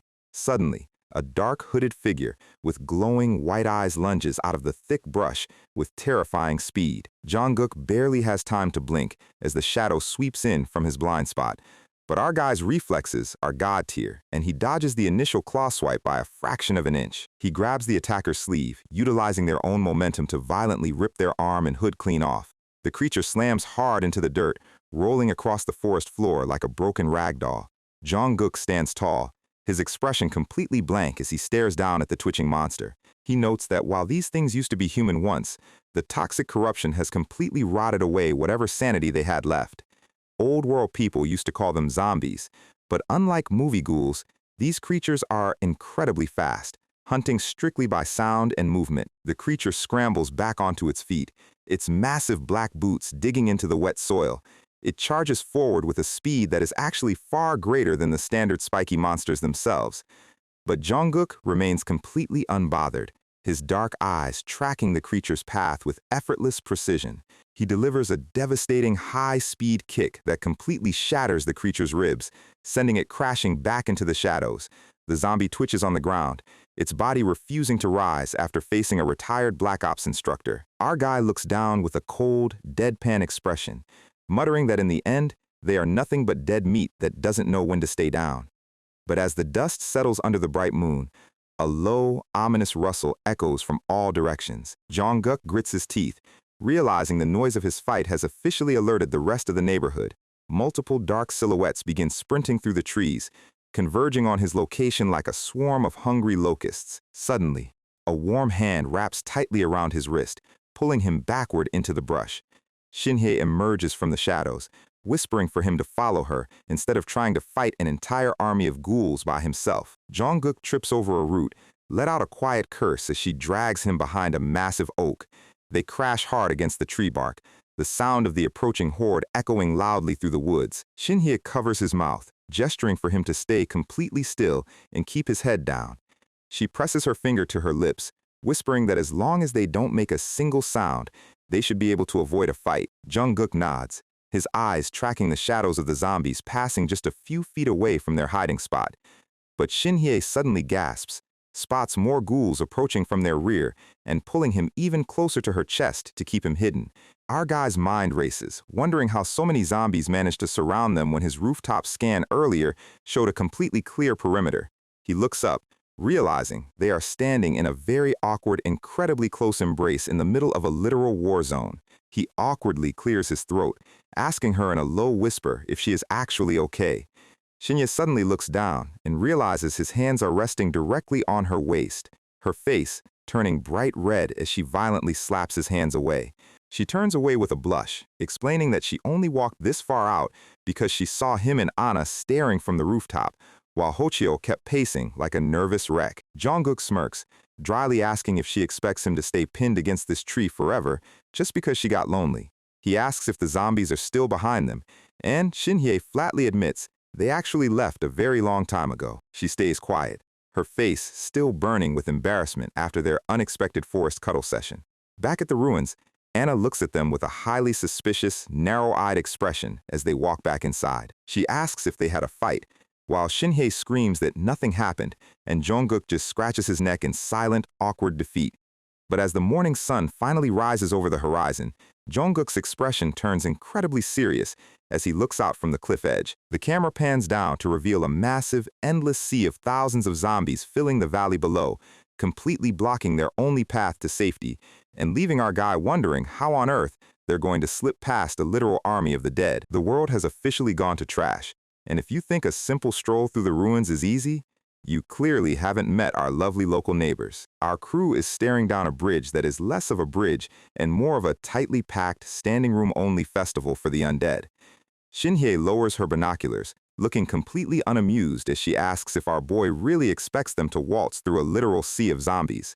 Jungkook just leans back against the concrete barrier, looking as relaxed as a guy who definitely does not have a death wish, confirming that yes, this is indeed the path. Sergeant Young is sweating bullets, politely suggesting they take a massive detour, but the MC flatly shuts him down because we have a schedule to keep. Shinhye demands to know why they are taking the absolute worst option on the menu, and Jungkook is more than happy to explain his flawless logic. First of all, they are on a tight clock, and taking a giant scenic route in a wasteland is a great way to starve to death.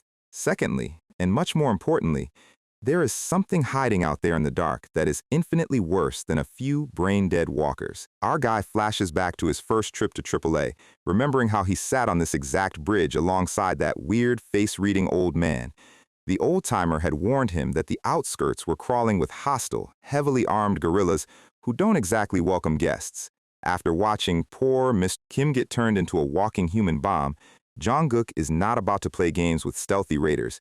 Even if the zombie population is suddenly doubled, he looks at Shinhye and admits that while both options are highly likely to get them killed, they need to try the fast route first before giving up. Shinhye crosses her arms, asking if he actually has a real plan, or if he's just planning to wing it with his usual luck. Before the adults can keep bickering, little sister Anna nervously raises her hand and timidly asks if she can finally speak up. Standing on the empty rooftop, she confidently offers to open up a path through the horde herself.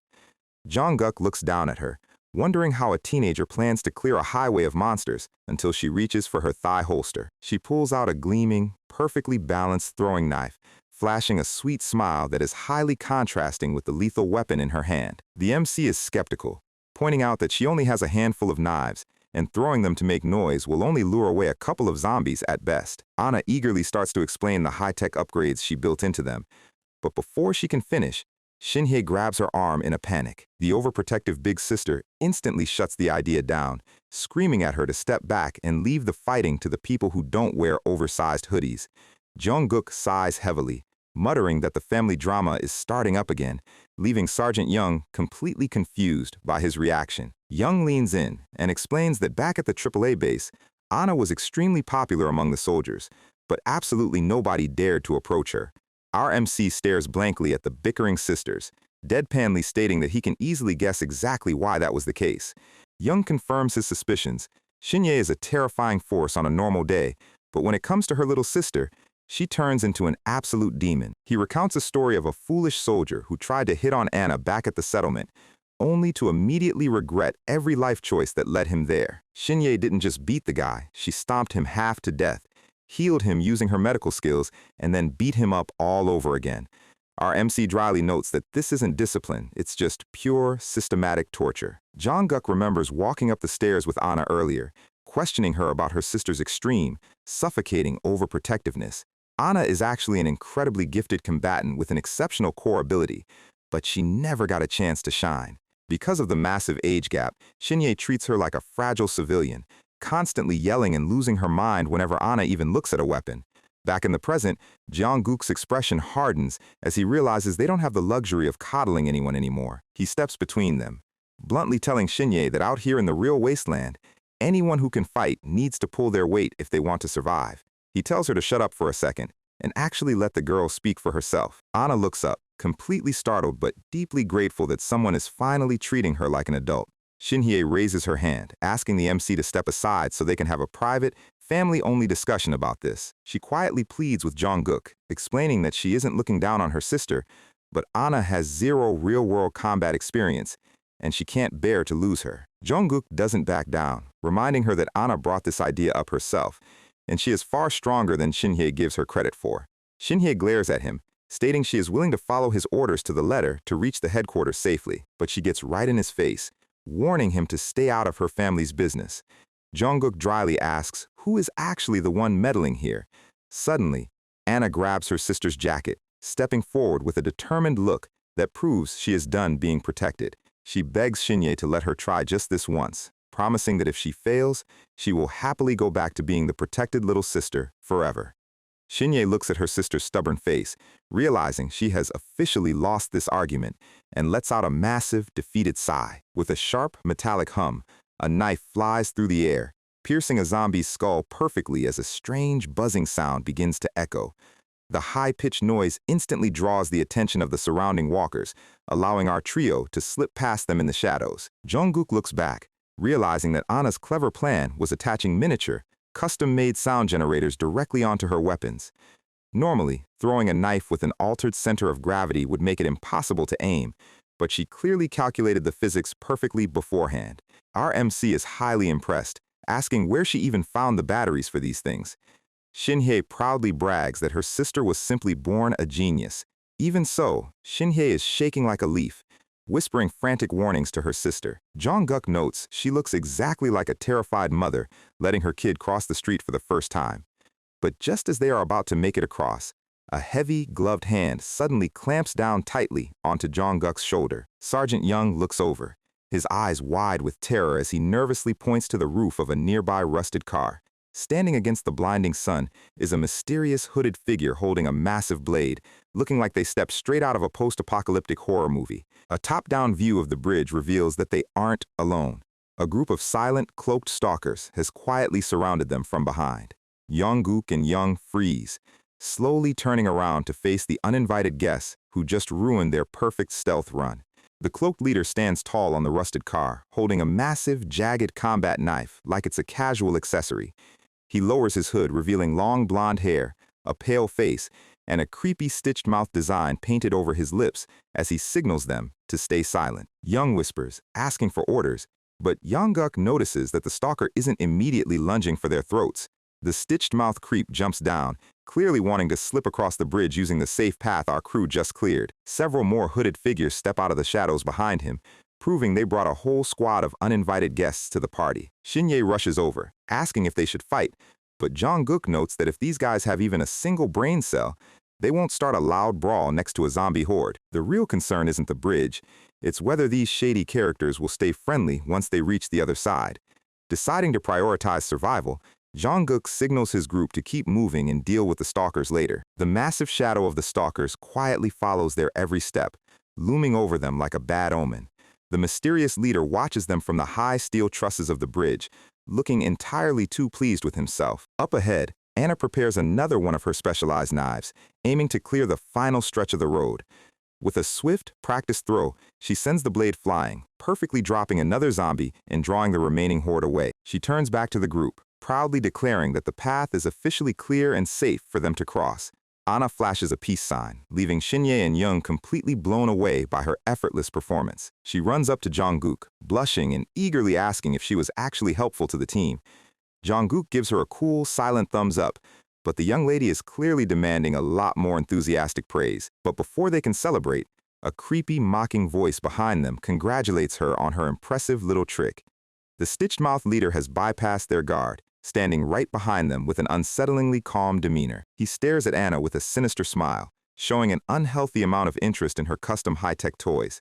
He steps right into her personal space, asking if she built them herself, and claiming his settlement is looking for talented engineers. His gloved hand reaches out slowly to grab her, treating the teenager like she's just a prize waiting to be taken.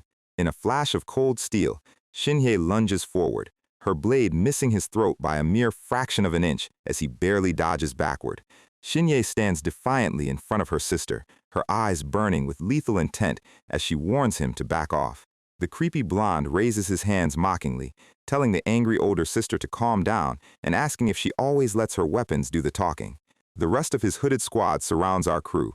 Jungkook steps forward, coldly stating they are busy and should part ways unless these guys plan on compensating them. The stitched-mouth creep smiles, asking what kind of payment the postman is expecting from them. He tilts his head, mockingly suggesting that they have already paid their toll in full. He gets close, whispering that their compensation is the highly generous gift of not slaughtering our crew on the spot. He claims he could have easily slit Shinhye's throat earlier and demands they hand over Anna's custom knives as a fee for his mercy. If they refuse, he threatens to kidnap Anna. Shinhye whispers to Jungkook, asking if she can finally shoot them, but our MC warns her that guns are out of the question. A single gunshot will bring the entire zombie horde back down on their heads, though Jungkook realizes that exact same rule applies to the scavengers. Our boy smirks, stepping forward to handle the negotiation himself since diplomacy is clearly failing. He warns them that messing with an official government postman is a fantastic way to get hunted down, but the blonde creep scoffs, stating they cut ties with the government a long time ago. He smugly whispers a single name, Yong Dong-po. Jungkook's eyes instantly narrow in genuine shock. Our MC instantly remembers the blood-stained letter that little Kyung-hwae gave him right before she blew herself up. The delivery address written on that exact letter was none other than Yongdongpo-gu, Seoul, the home of a notoriously brutal, terrifying settlement known across the wasteland as the Human Meat Factory. While AAA was just a group of rebel soldiers rejecting government rule, Yongdongpo is an entirely different caliber of evil. They never needed the government. They built their own massive factories, amassing wealth and power through the darkest corners of the black market. The blonde leader chuckles, amused that people still call them by their charming old nickname. He smiles creepily, claiming they stopped eating human meat a long time ago and are now just peaceful, law-abiding merchants.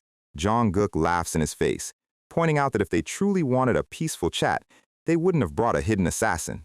He points straight up at the steel bridge trusses, exposing a massive, cloaked heavy hitter who has been crouching in wait the entire time. With a thunderous crash, the giant cloaked fighter drops from the rafters, shattering the concrete beneath his boots. The giant lunges with terrifying explosive speed. Jungkook barely manages to dodge, but the brute's heavy fist grazes his chest, sending him sliding back. The massive fighter smiles, mockingly praising the postman's quick reflexes for surviving his opening strike. He pulls down his hood, revealing a handsome but arrogant face, claiming he thinks they can reach an understanding. Jungkook dryly notes his definition of a conversation is a bit too violent. The fighter smiles coldly, stating that deals are only made between equals, and the weak simply get stripped of everything they own. Jungkook's eye flares with a brilliant, blinding blue light as he replies that he knows that harsh reality better than anyone. He activates his probability sight. The floating numbers reveal his chance of winning a bare-handed fight against this guy is only 59%, an incredibly close, risky matchup. He's never seen a success rate this low against a normal opponent, The guy is definitely hiding a powerful secret ability. Jungkook hesitates, knowing he can't afford to gamble the lives of the sisters on a coin flip fight. Suddenly, he feels a soft tug on his sleeve. He looks down to see Anna silently holding onto his coat, staring up at him with absolute trust. She doesn't say a word, but her eyes say everything. In the past, the old Jungkook would have happily abandoned them and run away, because it was the safer bet. He remembers Gyeonghui's tragic sacrifice and Shinhye's desperate struggle. He resolves right then and there that he is done running, and he is done losing the people around him. With a calm grin, our MC reaches deep into his leather postal bag. Shinhye and Young look at him in absolute disbelief, shouting that whatever he is planning is completely insane. The arrogant fighter narrows his eyes, genuinely baffled by whatever weapon the postman is trying to pull out. Instead of a gun or a blade, Jungkook pulls out a thick black cloth, wrapping it tightly over his eyes and completely blindfolding himself.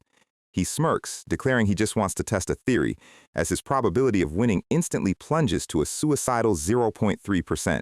Survival in this godforsaken wasteland is a game of cold, hard numbers, but our boy is about to break the math completely. Shinhye is currently screaming at him, asking if he has lost his mind since tying a blindfold around your eyes during a high-stakes duel isn't exactly in the military handbook. Jungkook just tightens the knot, calmly noting that her panic is totally reasonable, but this is actually the safest method he has to win this fight. He smiles under the dark cloth, knowing that if his crazy theory is correct, he's about to turn this entire battle into a complete joke. Thanks to the high-purity ability core he absorbed from Gyeonghui, he isn't just a spectator anymore, he can actively rewrite the physical laws of probability. The catch is that this little cheat code isn't free. It costs him 6 precious cores, leaving him with only 13 left. But he needs to test this power now to secure his future. The Yongdongpo ninja stands there looking incredibly offended, wondering if the postman is seriously trying to play a game of pin the tail on the donkey with him. He glares from under his hood, his face twisting with rage as he demands to know what kind of stunt the MC is trying to pull. Deciding he has had enough of our boy's disrespect, the ninja lunges forward with explosive speed, determined to make him regret his arrogance. Jungkook stands perfectly still in the dark, waiting for the exact moment the trap snaps shut. The giant fist comes flying in, but our boy's inner eye notices something highly concerning. The win rate is still stuck at a pathetic 0.3%. Shinhye facepalms in absolute disbelief, probably recalculating her life choices and wondering why she trusted this guy to lead them. Right next to her, Anna copies her sister's reaction in perfect comedic synchronization, silently mourning the loss of their postman's sanity. Even the enemy scouts on the rafters are collectively facepalming, making this a beautiful, unified moment of absolute second-hand embarrassment. The heavy fist connects with a dull thud, striking Jungkook clean across the face and sending him reeling. A trickle of blood runs down his cheek, but instead of crying, our boy actually smiles and thanks the ninja for the free hit. The ninja flinches back, thoroughly creeped out by the blindfolded guy who seems to enjoy getting punched in the face. Jungkook flashes back to his brutal military days, remembering the physical sensation of blood on his face during frontline combat. He licks the copper-tasting blood from his lip, triggering the final condition needed to fully activate his dormant core power. In an instant, the glass-shattering sound of his ability echoes through his mind as his win probability violently flips to a massive 99.7%. A brilliant, blood-red star gleams behind his blindfold, proving he finally figured out how to force the universe to bend to his will. With his eyes completely covered, his mind's eye suddenly lights up, mapping out the ninja's entire trajectory before the guy even moves. It isn't even sight anymore. It's a raw, instinctual radar that tells him exactly where to step to make the incoming punches miss by millimeters. He swings his arm with casual precision, knowing with absolute mathematical certainty that the ninja's face will occupy that exact coordinate in space. The ninja barely manages to block, his arms trembling as he struggles to comprehend how a blindfolded delivery man is suddenly reading him like an open book. He stumbles back, sweating profusely as he tries to figure out what kind of dirty trick the MC is using. But more importantly, why the postman looks so happy. Jungkook is standing there with a massive, smug smirk, looking like a guy who just successfully smuggled a cheat code into an online tournament. His mind drifts back to HQ, recalling how the beautiful Dr. Myung used to ask him why he always wore such a cold, emotionless expression during his instructor days. He had trained his face to be a perfect mask of stone, never letting anyone see the calculations running behind his eyes. It was a defense mechanism because explaining his curse to normal people was simply impossible. To him, his eyes were never a gift, they were a terrifying curse that forced him to watch the exact mathematical likelihood of everyone's death. Years ago, a terrified citizen had begged him for rescue while a massive, spiky-eyed monster loomed over his family. Jungkook had jumped into action with his tactical knife, easily slaughtering the beast to save them. The grateful father had thanked him, asking where they should run since they had lost their main group in the chaos. Using his sight, Jungkook saw two distinct numbers. Staying put had a pathetic 20% survival rate, while escaping through a nearby dark tunnel had a reassuring 80% chance. He had pointed them toward the tunnel, telling them they would find other survivors inside, because in this ruined world, you are forced to make high-stakes choices. The father had held his child tightly, crying tears of gratitude as he thanked the legendary instructor. Jungkook watched them walk into the dark abyss, comforting himself with the fact that he always chose the option with the highest mathematical probability. But math doesn't care about human feelings, and later that day, he found the father's blood-stained hand buried under tons of collapsed tunnel rubble. Our boy stared at the wreckage in hollow silence, realizing that an 80% chance of survival also meant a 20% chance of a horrific death.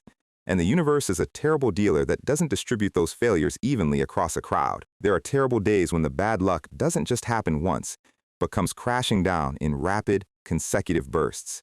On that dark day, the low percentage failure struck once, then twice, then 3 times. By the 4th consecutive failure, Jungkook was clawing at his own face, utterly shattered by the brutal reality of his useless eyes. He realized that if he had been blind to the numbers, he could have just blamed it on bad luck. But watching a reassuring 80% fail repeatedly made the despair unbearable. After living through that mental torture for years, he had completely run out of tears and anger, choosing to kill his emotions just to survive the day-to-day grind. But as the dark clouds of his past finally begin to break, a new light shines through. He reaches his hand toward the sky, knowing he is no longer the helpless spectator forced to watch the wheel of fate spin. He clenches his fist, determined to seize the control of probability with his own 2 hands. Back in the duel, he easily ducked under a lethal hook, slipped past the ninja's guard, and delivered a swift, crushing blow to his ribs.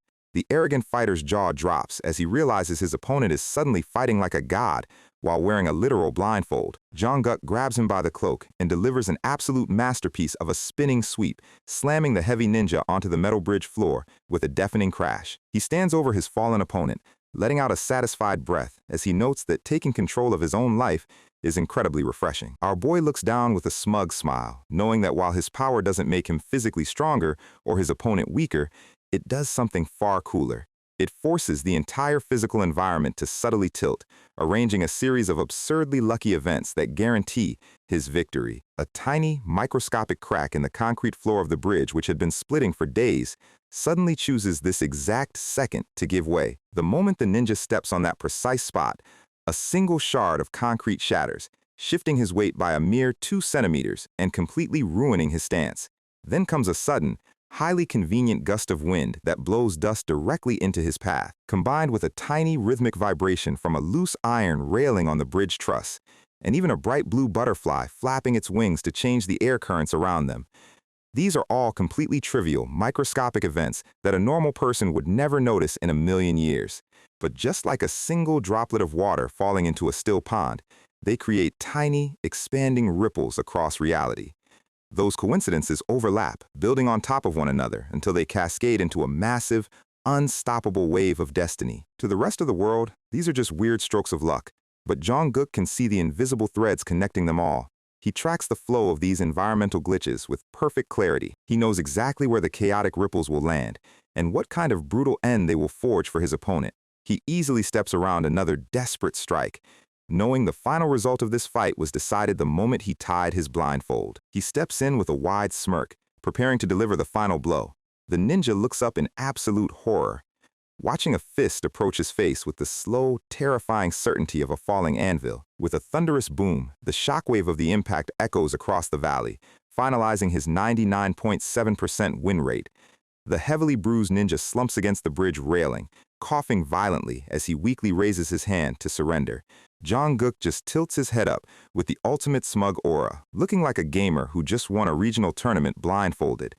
The defeated fighter stares at him in sheer disbelief, asking if the postman is seriously a complete psychopath. He gasps out that he's met plenty of wasteland nut jobs, but our boy is a whole different breed. Jong-guk casually unties his blindfold, dryly pointing out that his opponent is also hiding a few dirty secrets. Looking at the ninja's twitching face, our boy's eyes suddenly widen with sudden realization. He finally understands why this guy's base probability was a massive 59%. The ninja is heavily loaded on combat stimulants. Back in his military days, Jong-guk's squad was regularly issued these high-risk combat drugs, but he always threw them in the trash because of the horrific side effects. He crouches down next to his defeated opponent, wondering if this guy is actually a disgraced military veteran like him. Looking at those heavily bloodshot, twitching eyes, it's clear the ninja injected a lethal dose just to numb his body to pain, which always comes with a terrible price. And that's not the only interesting thing the ninja is hiding under his cloak. Jong-guk pulls back the dark fabric, revealing a highly advanced, custom-made carbon plate body armor beneath. He taps his chin, noting that the weave is exceptionally high quality, which explains why his fist hurt when he punched him. It seems the human meat factory is way more technologically advanced than the government cares to admit. The ninja groans, sighing that a deal is a deal, and promises his squad will quietly pull back and let them go. Our boy stands up, wearing a mischievous grin as he flatly tells them that he can't let them walk away for free. Since his crew safely cleared the bridge and acted as their personal tour guides, he believes a small, mandatory tip is in order. Of course, the tip is just a convenient excuse. He needs to find a way to recoup the massive cost of the 6 cores he just burned through, and those custom carbon suits will fetch a premium price at HQ. He gestures to their gear, casually suggesting they strip off their expensive custom body armor and hand them over as a road tax. The creepy blonde stitched-mouth leader stands up in a screaming rage, pointing a finger and accusing our boy of using a dirty, invisible trick under that blindfold. Jong-guk just shrugs, deadpanly asking what difference it makes since the Yongdungpo squad were the ones who made the rules in the first place. Enraged at being treated like a weakling, the stitched-mouth creep draws his knife and lunges at our boy, screaming safe-for-work curses. He flies through the air, aiming to slide his blade straight through the smug postman's throat. Shinye's eyes flare with red-hot fury, but before she can draw her blade, little sister Anna quietly steps forward and stretches out her hand. With a heavy metallic clang, the creepy blonde scout gets violently repelled by an invisible, solid kinetic wall, sending him crashing onto his back like a flipped turtle. Jong-guk stands there in absolute deadpan silence, while the ninja looks at his screaming squad leader, muttering that the guy is a complete idiot. The MC narrows his eyes, realizing there is more to the little sister than meets the eye, while the ninja quickly offers to pay the toll if they overlook his leader's stupidity. He glances back at the sisters, noting that the creep didn't trip. He was clearly repelled by a high-level kinetic shield. Anna quietly pulls her hood over her face, wearing a knowing, cute smile as she realizes the postman is hiding a core ability just like her. Standing against the red sky, she holds a finger to her lips, silently keeping their shared superhuman secret. The ninja tosses a stack of 6 pristine, highly advanced carbon chest plates onto the concrete floor, declaring their debt officially paid. But as the ninja turns to leave, Jong-guk calls out to him, stopping him in his tracks. With a quick flick of his wrist, our boy tosses a small plastic container toward the fighter, who catches it out of pure reflex. The ninja looks down at the orange pill bottle, thoroughly confused by the sudden charity. Jong-guk explains that it's a bottle of high-grade antihistamines, pointing out that injecting massive amounts of military stimulants usually causes severe, sleep-depriving skin itching. The ninja is completely stunned, asking if our boy is a secret doctor. The MC tells him to quit being paranoid, pointing out that if he wanted them dead, beating them to death earlier would have been a lot faster than poisoning a bottle of pills. The ninja stares at the medicine, asking why a cynical postman is suddenly handing out free medical aid. Jong-guk smiles, admitting that nothing in this world is free, and he wants to make one more deal. This time, he doesn't want physical goods. He's trading the medicine for a single, highly specific piece of information. He looks the fighter dead in the eye, asking about the internal structure of the Yongdongpo settlement. He flashes back to the blood-splattered letter he's been carrying since the very first day of his journey. The letter that has survived rain, fire, and countless monster swarms. He asks the ninja if he knows a highly influential resident of the human meat factory named Tata. The ninja's shadow stiffens in absolute shock, his voice turning cold as he demands to know how a regular government postman could possibly know that name. The fighter's relaxed demeanor completely vanishes, his mind racing as he tries to figure out if he should try to bait this highly dangerous delivery man. Jong-guk casually explains that he has a highly critical parcel addressed to Tata that is on the verge of being discarded. And it would be best if the guy collected it in person. The ninja sighs, stating there is no way that high-ranking leader would ever step foot outside the base.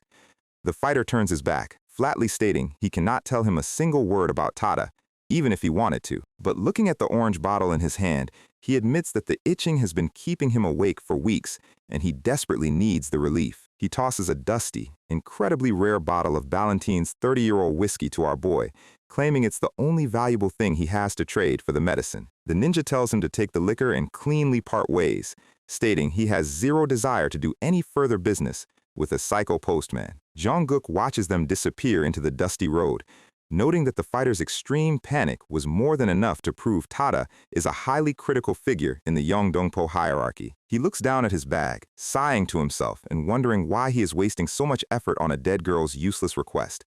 Suddenly, Anna slips up next to him, quietly calling out his name with a highly serious look on her face. She leans in close, her warm breath whispering a highly confidential question directly into his ear. She flashes a cute, fanged smile, looking him dead in the eye as she asks if the cynical postman is actually a powerful core user